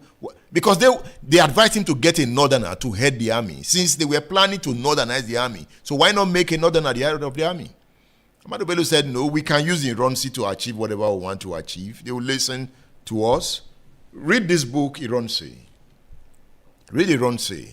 The book is quite revealing. And read this too, Why We Struck. That's the book we are reviewing on this edition of State Affairs. Let me take a cup of water. Why can you raise the sound? Or if you have an interview, you can just play one of those interviews. Let me rest my voice a bit. Why are your guests ready? Ayo is here, Tosin is here. Yeah, my guys. We're working together to bring you this edition of State Affairs. Certainly there have been and there are still many revolutionary armies in the world. Now, Ademoyega is trying to give examples of revolutionary army to counter the British professor. No, history is beautiful. If you are not a student of history, you should be reading history. You should be reading history. Find history book, not just history of Nigeria. Read history of the world, the Napoleonic Wars, American Revolution. Read about the Russian Revolution. Adewale Ademoyega, because he was a graduate, had already read about these revolutions and wanted to come and implement it as an army officer. They were not going to take the nonsense the politicians were doing. All right, I'll be back soon. So stay with me. Stay with me. I'm not going away. I'm here. I just want to take some water. Let me sip. Yes. Now, yeah. You are a researcher. Yes. Yeah. Don't find yourself in this immoral spirit. He says in this article that Biafran revolution terrifies the reactionary countries who are backed by the imperialist countries of the West that mold the foreign and international policies of these reactionary governments. Is that where we are at the moment? Remember, Donald Trump has come. Why are some rejoicing about the coming of Donald Trump? Will it be in the favor of Igbo people? Well, like I've said, the whole thing is shrouded in mysteries, and we cannot say we have a monocausal reason or have a monocausal answer. It is a multidimensional and multifaceted. Because this same United States of America didn't support the so-called Biafra Christian during the Civil War. The support they got from the U.S. was just on a charity basis from the churches and individuals. But from the United States government, they didn't have the backing. United States backed briefing. And these things are based on their ideology, based on their national interests. Now, back to Nigeria. Why the sudden, support for the Christians? It's not just about Christians. There are a lot of reasons for me. Even the economic reason, ideological reason, and military reason, security reason, because Nigeria is becoming, as I'm concerned, home for terrorists. And all of these things. So it's not just about the Christian whatever. So America is fighting for its own interests. Own interests. Because also America is also watching the international dynamics. Chinese are taking over Africa, West Africa. France, as a matter of fact, France is losing some states in West Africa, also gaining some states in West Africa. He has gained Nigeria. He has gained Nigeria. And that is really paradoxically and ironically because we are not colonized by France. But today they use Nigeria, they quell the coup that are in Benin, courtesy of Tinubu. And the man in Burkina Faso said that the plane they capture has a lot of mechanism or a lot of gadgets placed in that airplane to carry out a surveillance of their nation and all of those stuff, their security apparatus and some other things. So it's really deep. So some are really happy and some are not happy. Some Northerners are not happy. And so these are the issue of ethnicity and some religion. Igbos are happy. They are telling Trump, go ahead. And they are, most Igbo, let me put it this way, are happy. And it's because they feel that maybe this Nigeria has been unfair to them. For example, look at their son, kept in Sokoto prison. Whereas look at Gumi saying all sort of things, snapping picture with terrorists and all of those stuffs. A lot of imams saying all kinds of provocative manners, declaring, even saying that they would declare, or even if they've declared Arewa and all of those stuffs. They are on hot. But terrorists are being integrated into Nigeria's security architecture. Terrorists are brandishing weapons and carry. Okay, let's continue from where we stopped. The reading of the book, where Adewale Ademoyiga is trying to convince himself that the army is not necessarily conservative, that the army can be revolutionary. Certainly there have been and there are still many revolutionary armies in the world. He talks about Genghis Khan's army of the 10th century was revolutionary. It wedded the divisions of the tribalistic Mongols of Central Asia together. He talks of the Cromwellian army of the 17th century in Britain. It was revolutionary. And the British monarchy was made to accept that change has come. And that gave birth to the parliamentary system in Britain. Adewale Ademoyiga talks about the Napoleonic army of the early 19th century. It was a revolutionary army.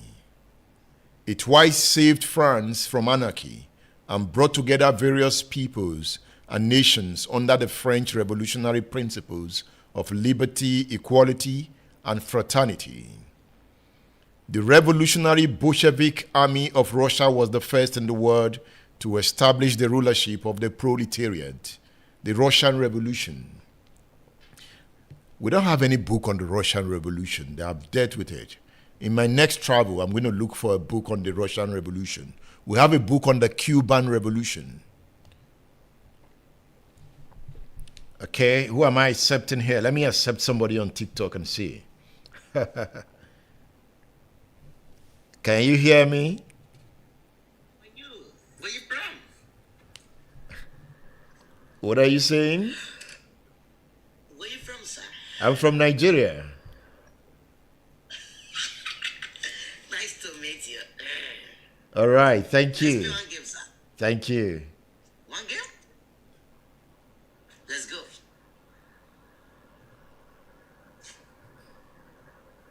Oh my God. You don't want to play game with me? No game this time, okay? Oh my God. Okay, see you later. Yes, no game this time.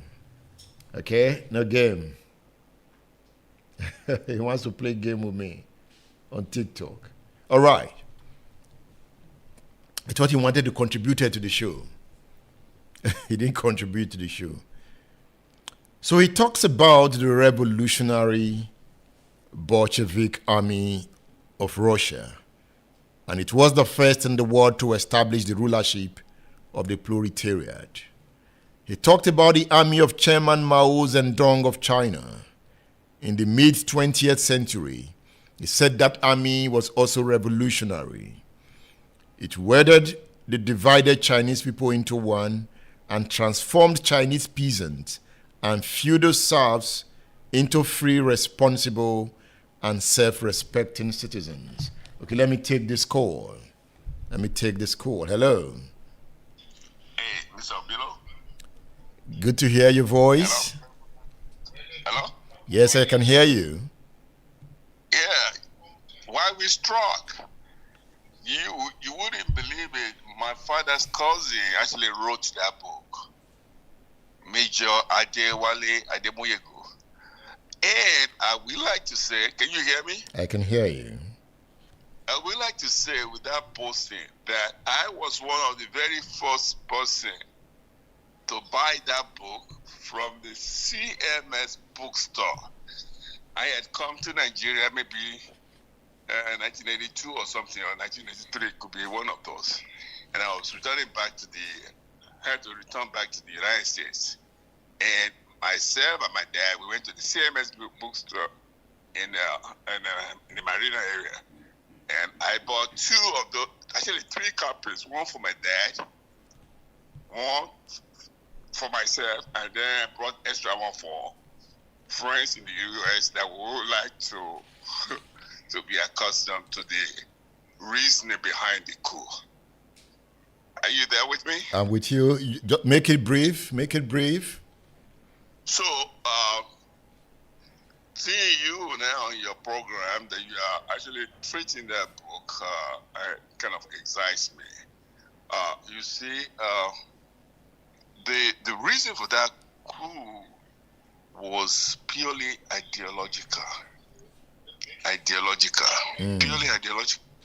Nothing to do with tribe this or tribe that or all that nonsense that many people have been misled to believe. Okay? And Major Ademoyegu laid it out very nicely. Okay?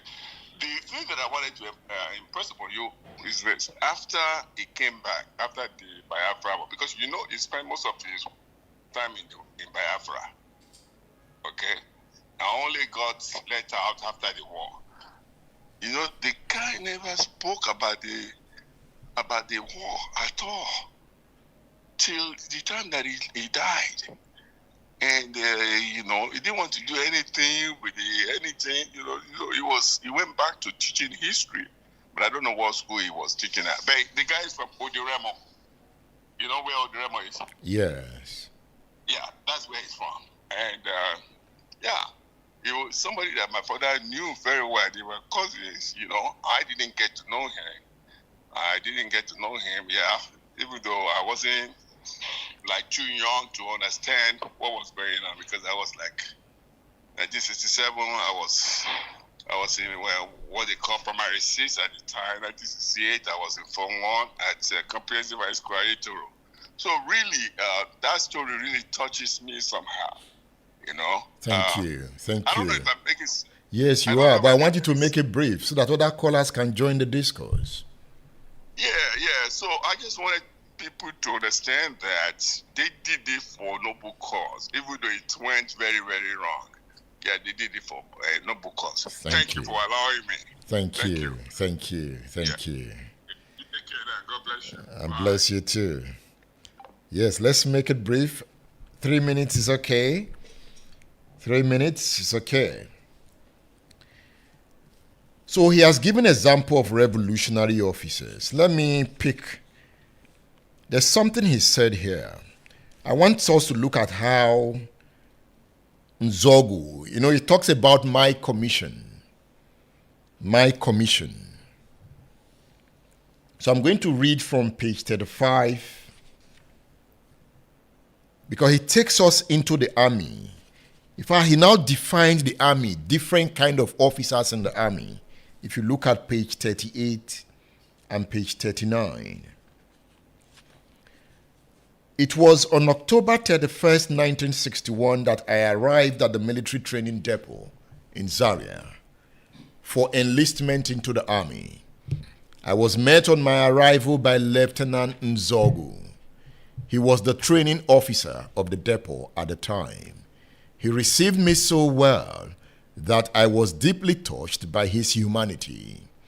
I was meeting him for the first time, yet it was as if we had known each other since childhood. There was a natural rapport between us. It was Nzeogwu who taught me the rudiments of military life, such as handling a gun, aiming and shooting, such terms as the aim of the army is to destroy the enemy, whoever the enemy was, and so on. He personally supervised my initiation into the army. We were both interested in each other, and we became friends and discussed heartily together. I spent a fortnight with him before I left for cadet training at the Mons Officer Cadet School in England.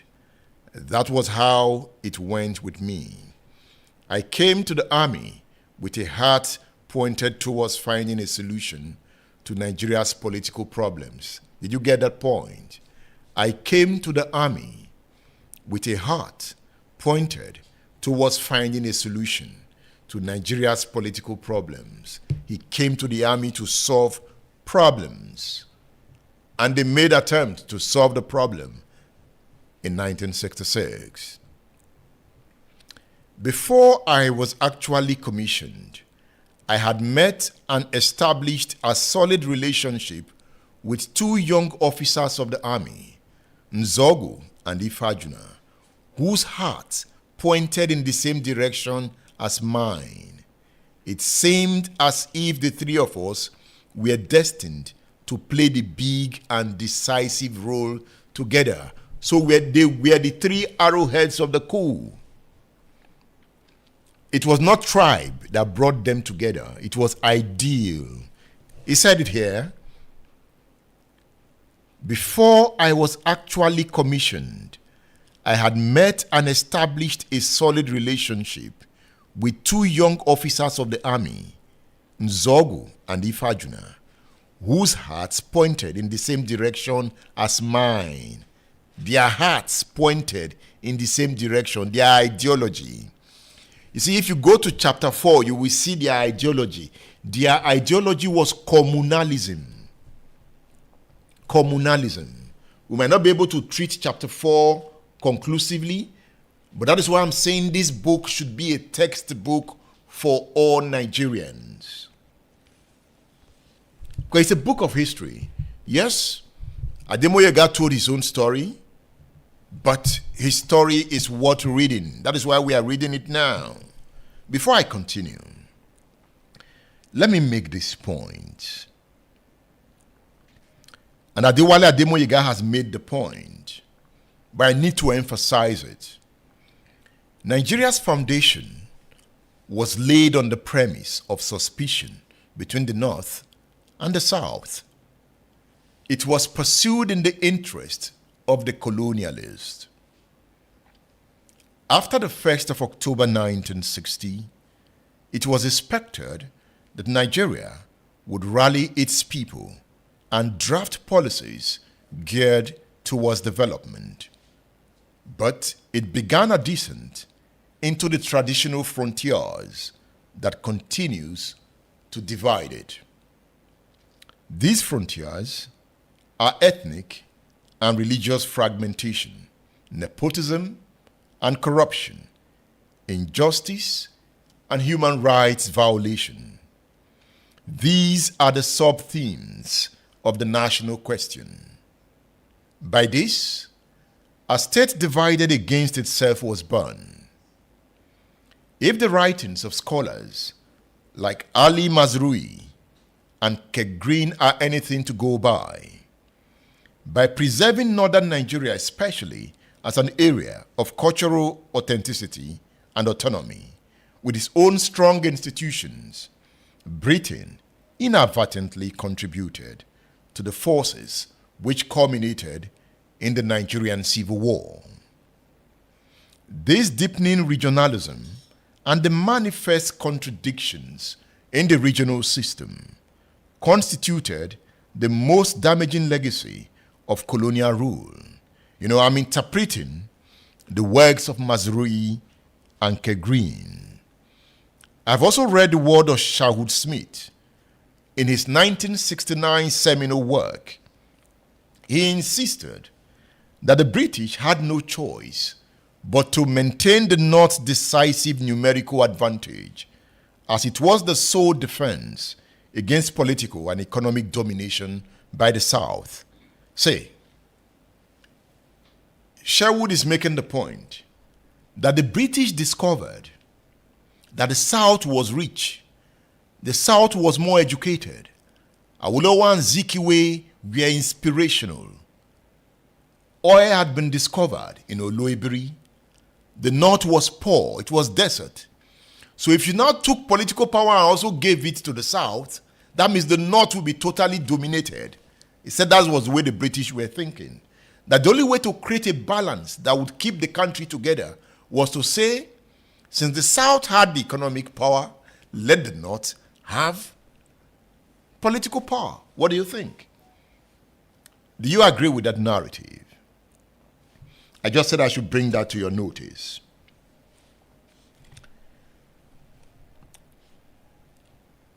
I was commissioned into the Nigerian Army in April 1962, and my first posting was to the 2nd Battalion of the Queen's Own Nigerian Regiment, as the Nigerian Army was called in those days. So the Nigerian Army was called the Queen's Own Nigerian Regiment. You didn't have the Nigerian Army. At that time, even though we had independence, the British were still controlling the army, and the British would defend the North. That is why it was designed in such a way that the North, even if you don't vote in the South, and they voted on in the North will still have majority in Parliament, meaning they will always produce the Prime Minister. He said when the nation became a republic in October 1963, the title Nigerian Army was assumed. Hardly had I settled down in Abeokuta, where the 2nd Queen's Own Nigerian Regiment was stationed, when the Action Group political crisis erupted in Ibadan. We were drafted there to maintain law and order, since the 4th Queen's Own Nigerian Regiment, stationed at Ibadan, were then operating in the Congo, now Zaire. But there was no communal strife in Ibadan, in spite of the proclaimed emergency. That was another reason they struck. You know, the Balewa government declared a state of emergency in the western region. Action Group members had the number to remove Akintola as the premier of the western region. And they have plans to remove him that day in the Western Region House of Assembly.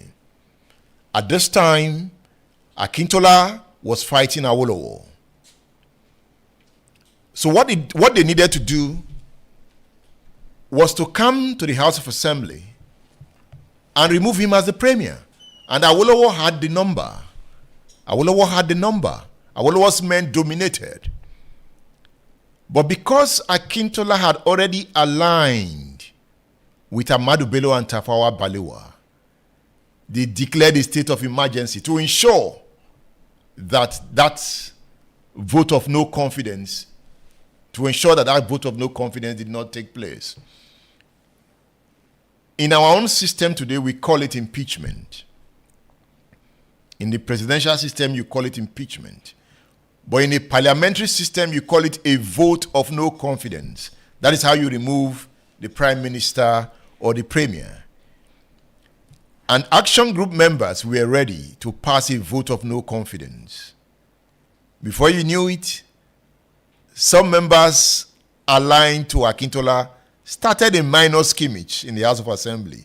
And before we could understand what was going on, the police invaded the House of Assembly, shut it down, and before our could understand what was going on, they've declared a state of emergency in the Western region. Adewale Ademoyega is saying here, there was no reason to declare a state of emergency, that the Western region was peaceful, that the region was totally peaceful, that emergency was uncalled for. That was one of the reasons they struck. He says there was no rioting of any sort, and there was no general disturbance of the peace anywhere in the region. The necessity to declare a state of emergency had existed only in the imagination of those who wanted it for their own political ends. Hence, our battalion soon returned to the barracks in Abeokuta because there was no need bringing in the army. That's the point he was making. He was one of the officers sent to Ibadan. But when they got there, they discovered that Ibadan was peaceful. There was no need for emergency. He said it was just political. And you will find that on page 37. Now, he then defined the officer call. We can still take one more call. I plan to end this broadcast by 8 o'clock.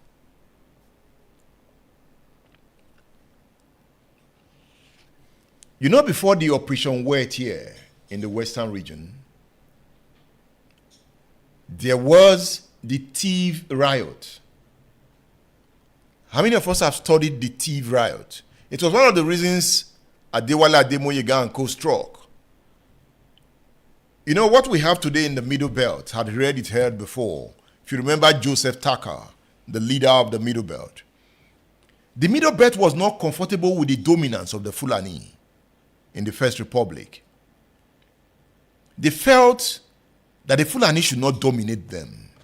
And you see, that fight is still on. And you can see what you call herdsmen invasion of the Benue axis as we speak, the Plateau axis. Joseph Tucker and co. in the United Middle Belt Forum said they were not comfortable with the dominance of the Fulani in the north. So they wanted their own region. And that led to the Tiv uprising. Man, the Tiv uprising was brutally brought down. They were shot. Demonstrators were killed. And that is one subject we don't discuss enough. Someday we will discuss it on the show. The Tiv insurgency. Here is what Adewale Ademoyega said. He said, I had been there for only a couple of months. Okay, let's look at it. He said, hence, our battalion soon returned to the barracks in Abeokuta since there was nothing happening in Ibadan. Later that year, the 2nd Queen's Own Nigeria Regiment was moved to the Congo, and we were there till November 1963. After that, I was posted to the 5th Battalion in Kaduna. I had been there for only a couple of months when the battalion had to send a company of troops to Makurdi to restore peace to the strife-torn homeland of the Tiv. From that time in February 1964, the army had become permanently involved in the Nigerian politics of violence. So the politicians were now using the army as a tool of violence. He said from 1964. Is that not the character of Nigerian politics today? NSAS, the politicians use the army. So Adewale Ademoyega said from 1964, the army became a tool of political violence. After I was commissioned into the Nigerian army, I studied the institution I saw.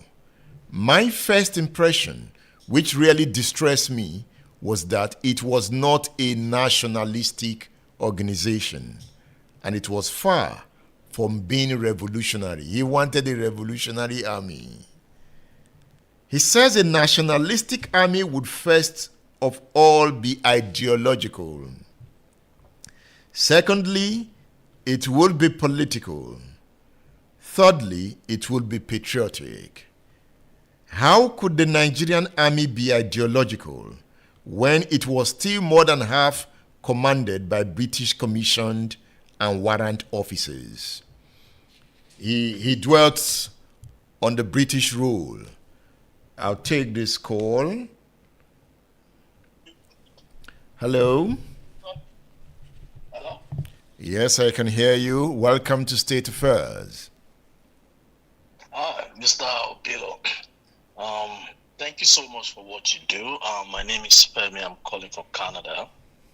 I really appreciate you doing this, especially for the 60th anniversary of the January 1966 coup.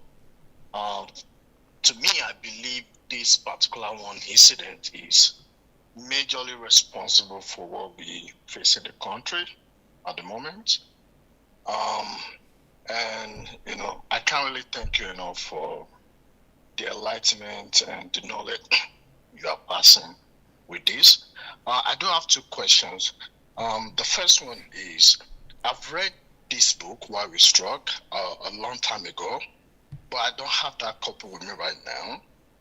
And it's so difficult buying it outside Nigeria because the price is quite ridiculous. So is there a way we can buy and you being able to ship to us? That's the first question.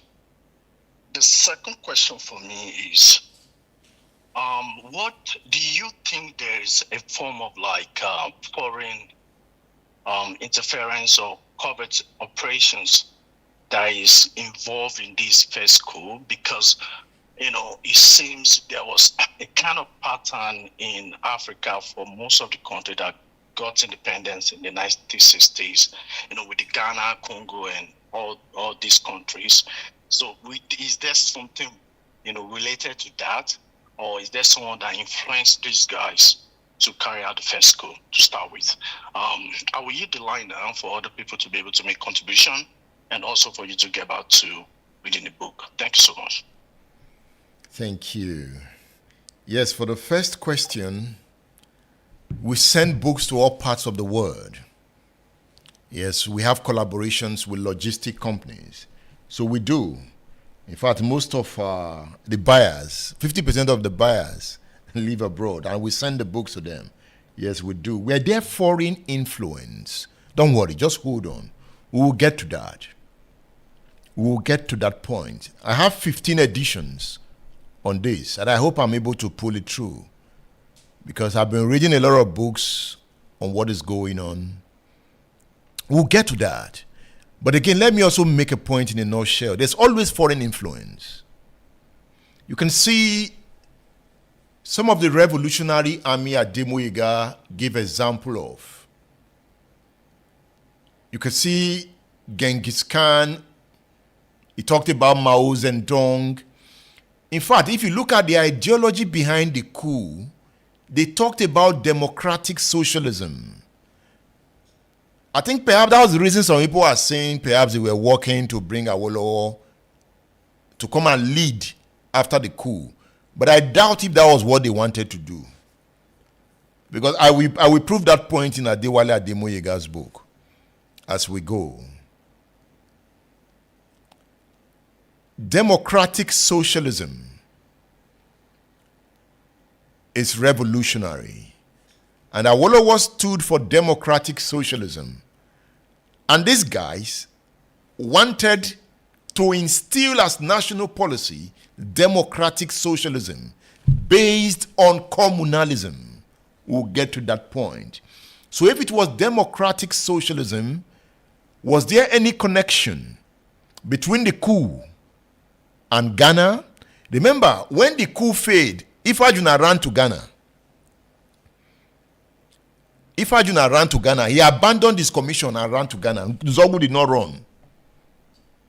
When Ifajuna saw signs that the coup was failing, he ran to Ghana. And remember, one of the reasons Awolowo was sent to prison was treasonable felony. The Tafawa Balewa government said they got intelligence that Awolowo was planning an insurgency to remove the Tafawa Balewa government. Now, some of the Awolowo boys who ran away when the Tafawa Balewa government came for them, they ran to Ghana. Somebody like Ayo Adebanjo. Ayo Adebanjo ran to Ghana. He was not arrested. Jakonde was arrested. Jakonde was a young follower of Awolowo then. Riwane. So what was it that was happening in Ghana? There was Nkrumah in Ghana. Was Nkrumah linked to the Soviet Union and China? Anyway, we'll put it together as we go. The program is State Affairs. State Affairs is about reading. It's about history. It's about politics. It's about power. We have about 42 books on the coup and the civil war and military politics in our collections. Yes. And you should have that collection. You should have 42 books. Not just for you, for your children.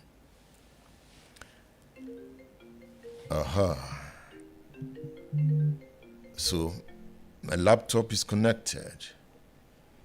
Hey. Not now. Okay?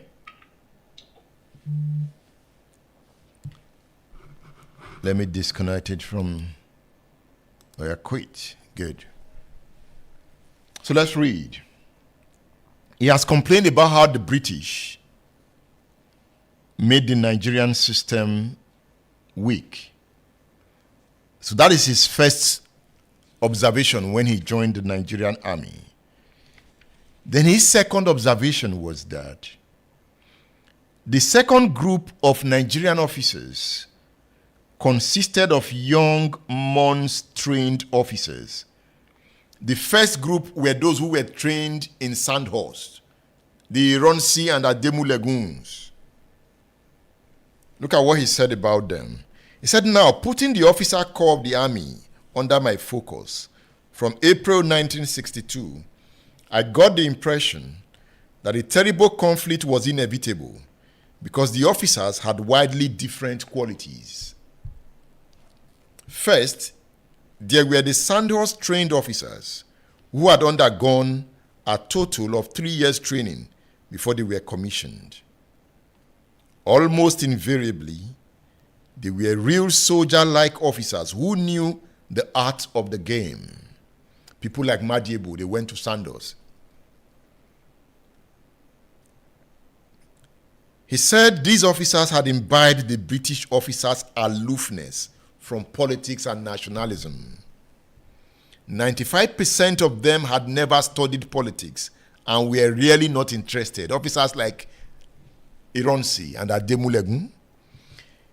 He said they would, without hesitation and more or less without thinking of it, do whatever the politicians commanded them. You know, I was talking about Ahmadu Bello. You know, when he was told that even these guys were planning coup, he said, no, leave them. Because he didn't believe those guys were political, the top officers. They were not thinking of the junior guys that were coming. The way the Traores came and took over Burkina Faso. Remember, by April 1990, another group of majors wanted to reenact the Nzeogwu revolution. That is what we know today as the Gideon Ojukwu.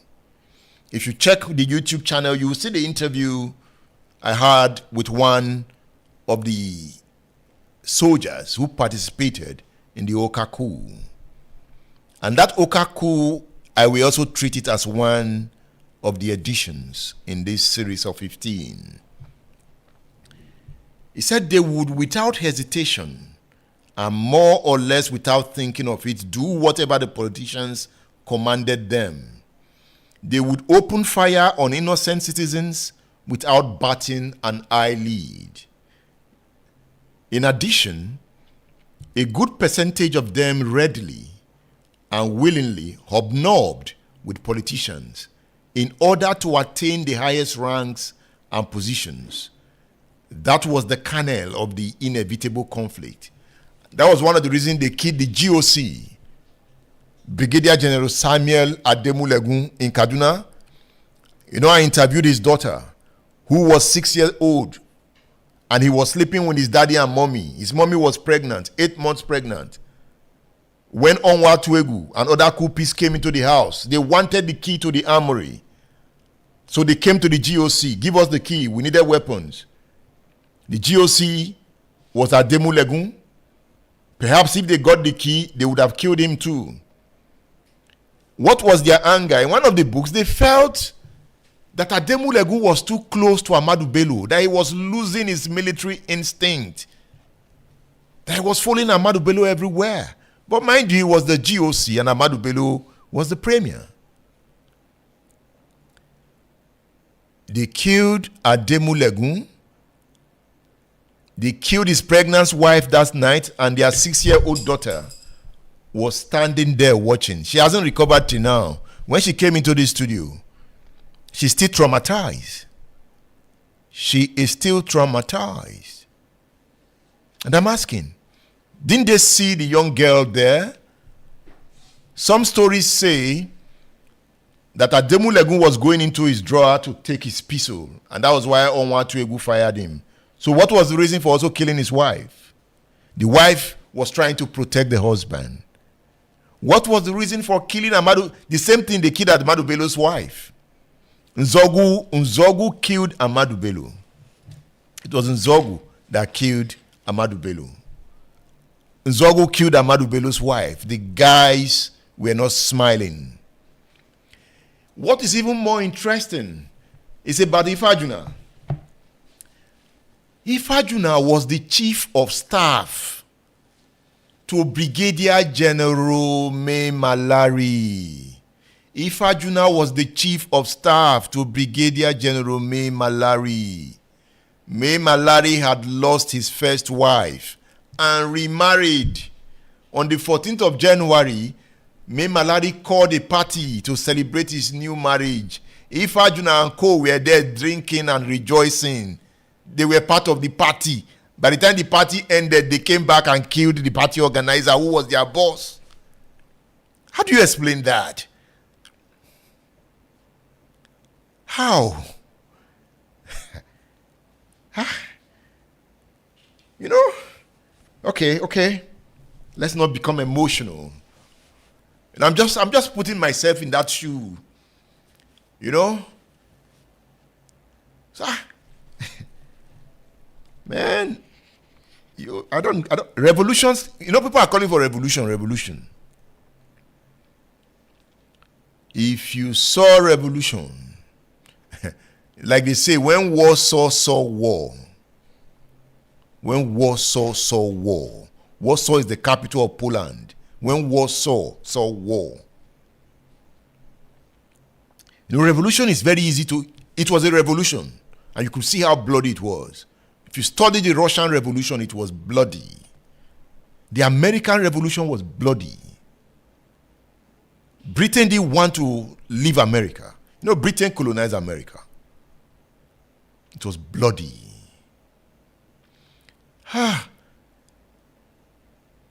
The French Revolution was bloody.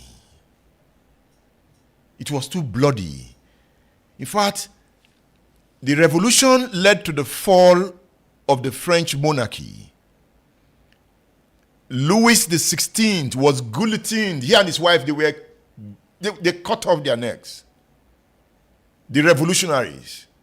And that was the end of monarchy in France. And that gave birth to the French Republic. But what happened? Those who led the revolution now began to struggle for power. Who will take over? And they began to kill themselves.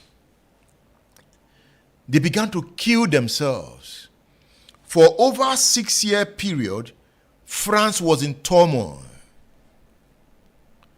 And the military took over in France. That was what led to the emergence of Napoleon Bonaparte.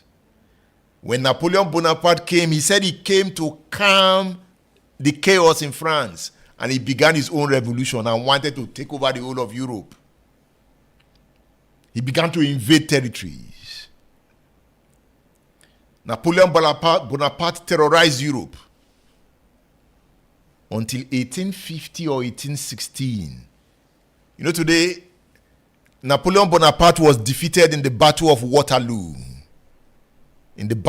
So today, in English language, they will say you will meet your Waterloo.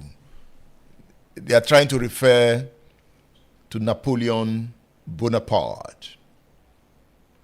So when you call for revolution, be ready for the consequences of revolution. So he's defining young military officers. He now talks about the second group of military officers. He calls them the Mons-trained officers who were commissioned after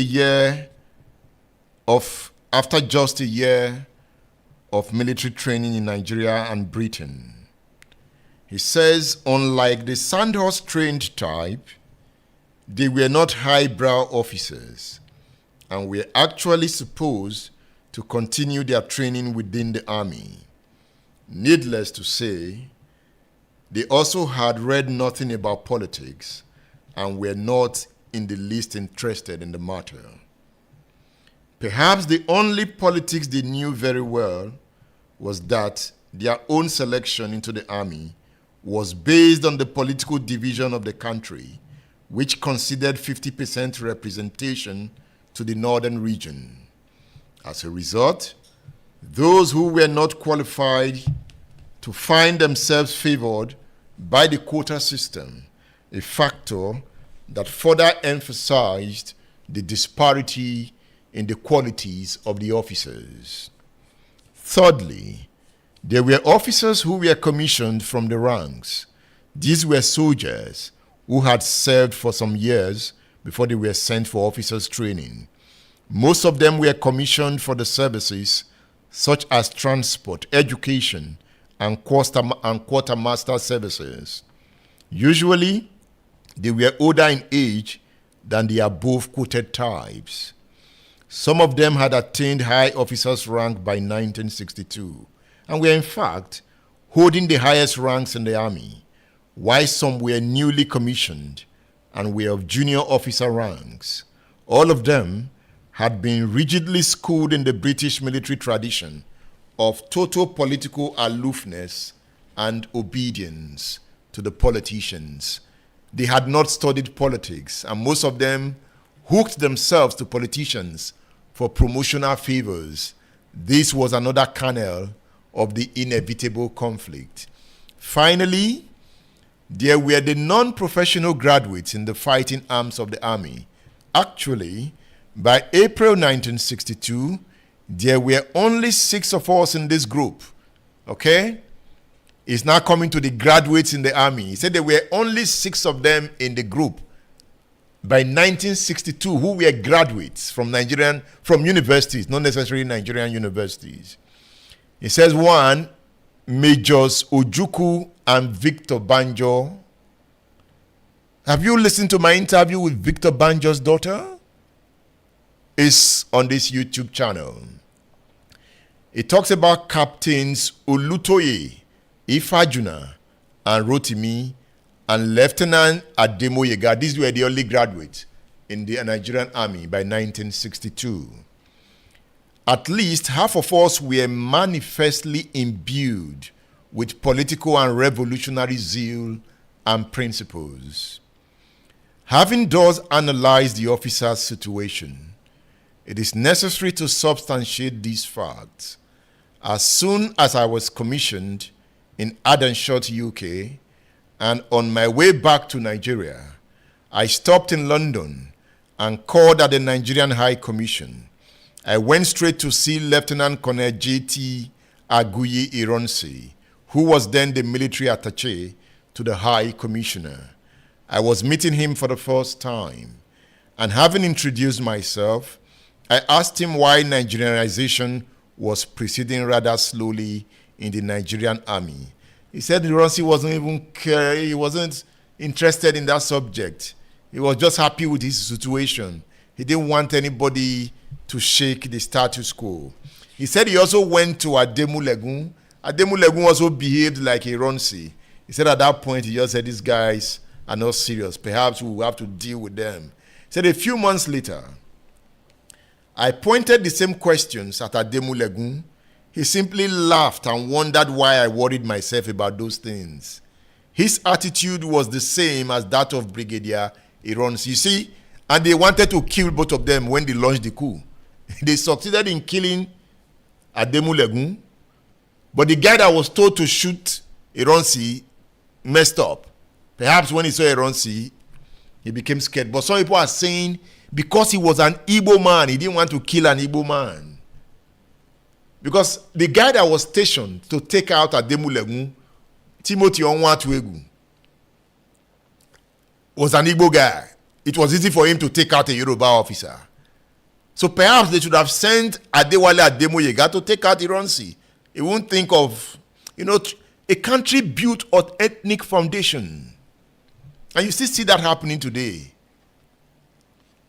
During Buhari time, it was about the Fulani. Tinubu, the Yorubas are dominating. It has always been like that. He says, so it was that, starting from 1962, more and more young Nigerian graduates pressed to join the army, anxious about the implication of an enlightened officer corps. The British alerted the Balewa government using the university graduates' demonstration of 1962 as an excuse. Yes, I remember that demonstration in Ibadan in 1962. The student union leader later became a professor. I interviewed him about 12 or 14 years ago before he died. I think I should bring back that interview. I interviewed him then on Splash FM. So, students of UI demonstrated and held the country to ransom. So Britain was now warning Tafawa Balewa, please don't bring in these graduates into the army. They are too radical.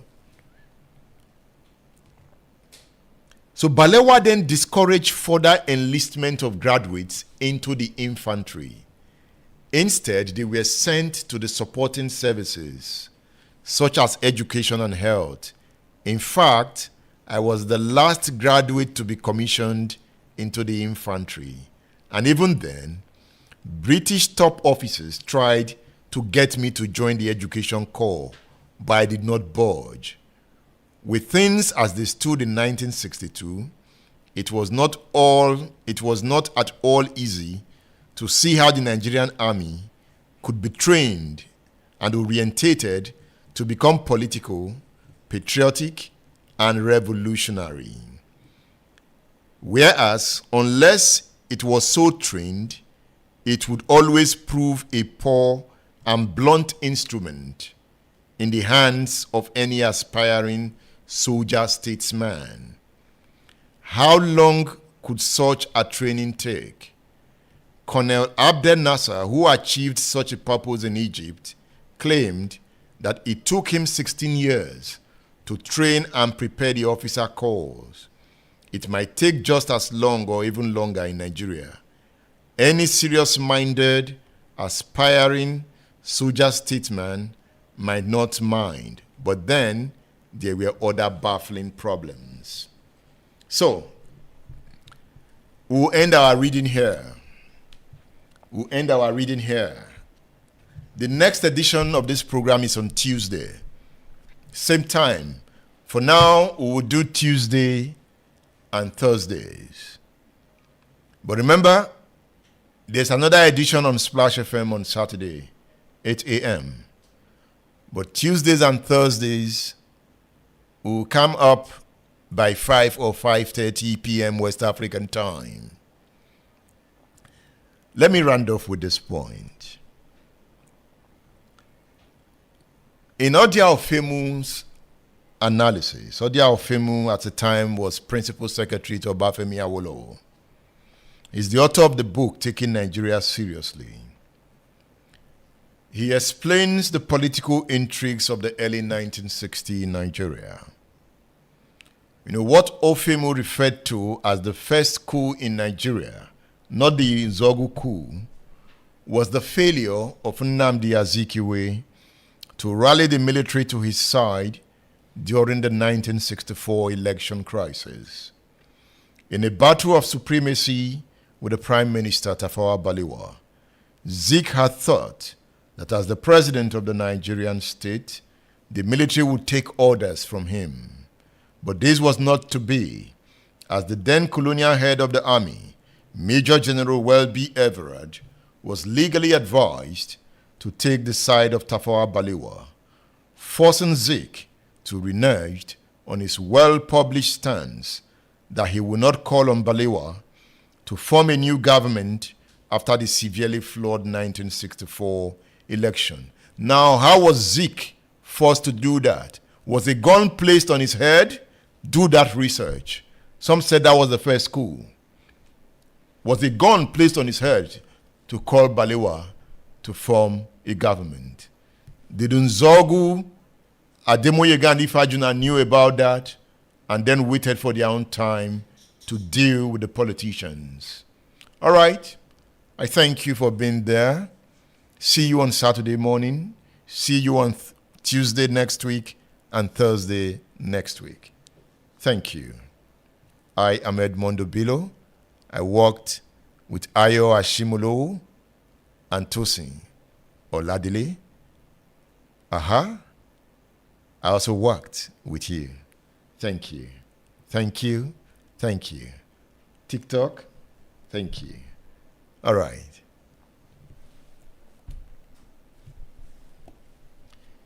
Hey, TikTok.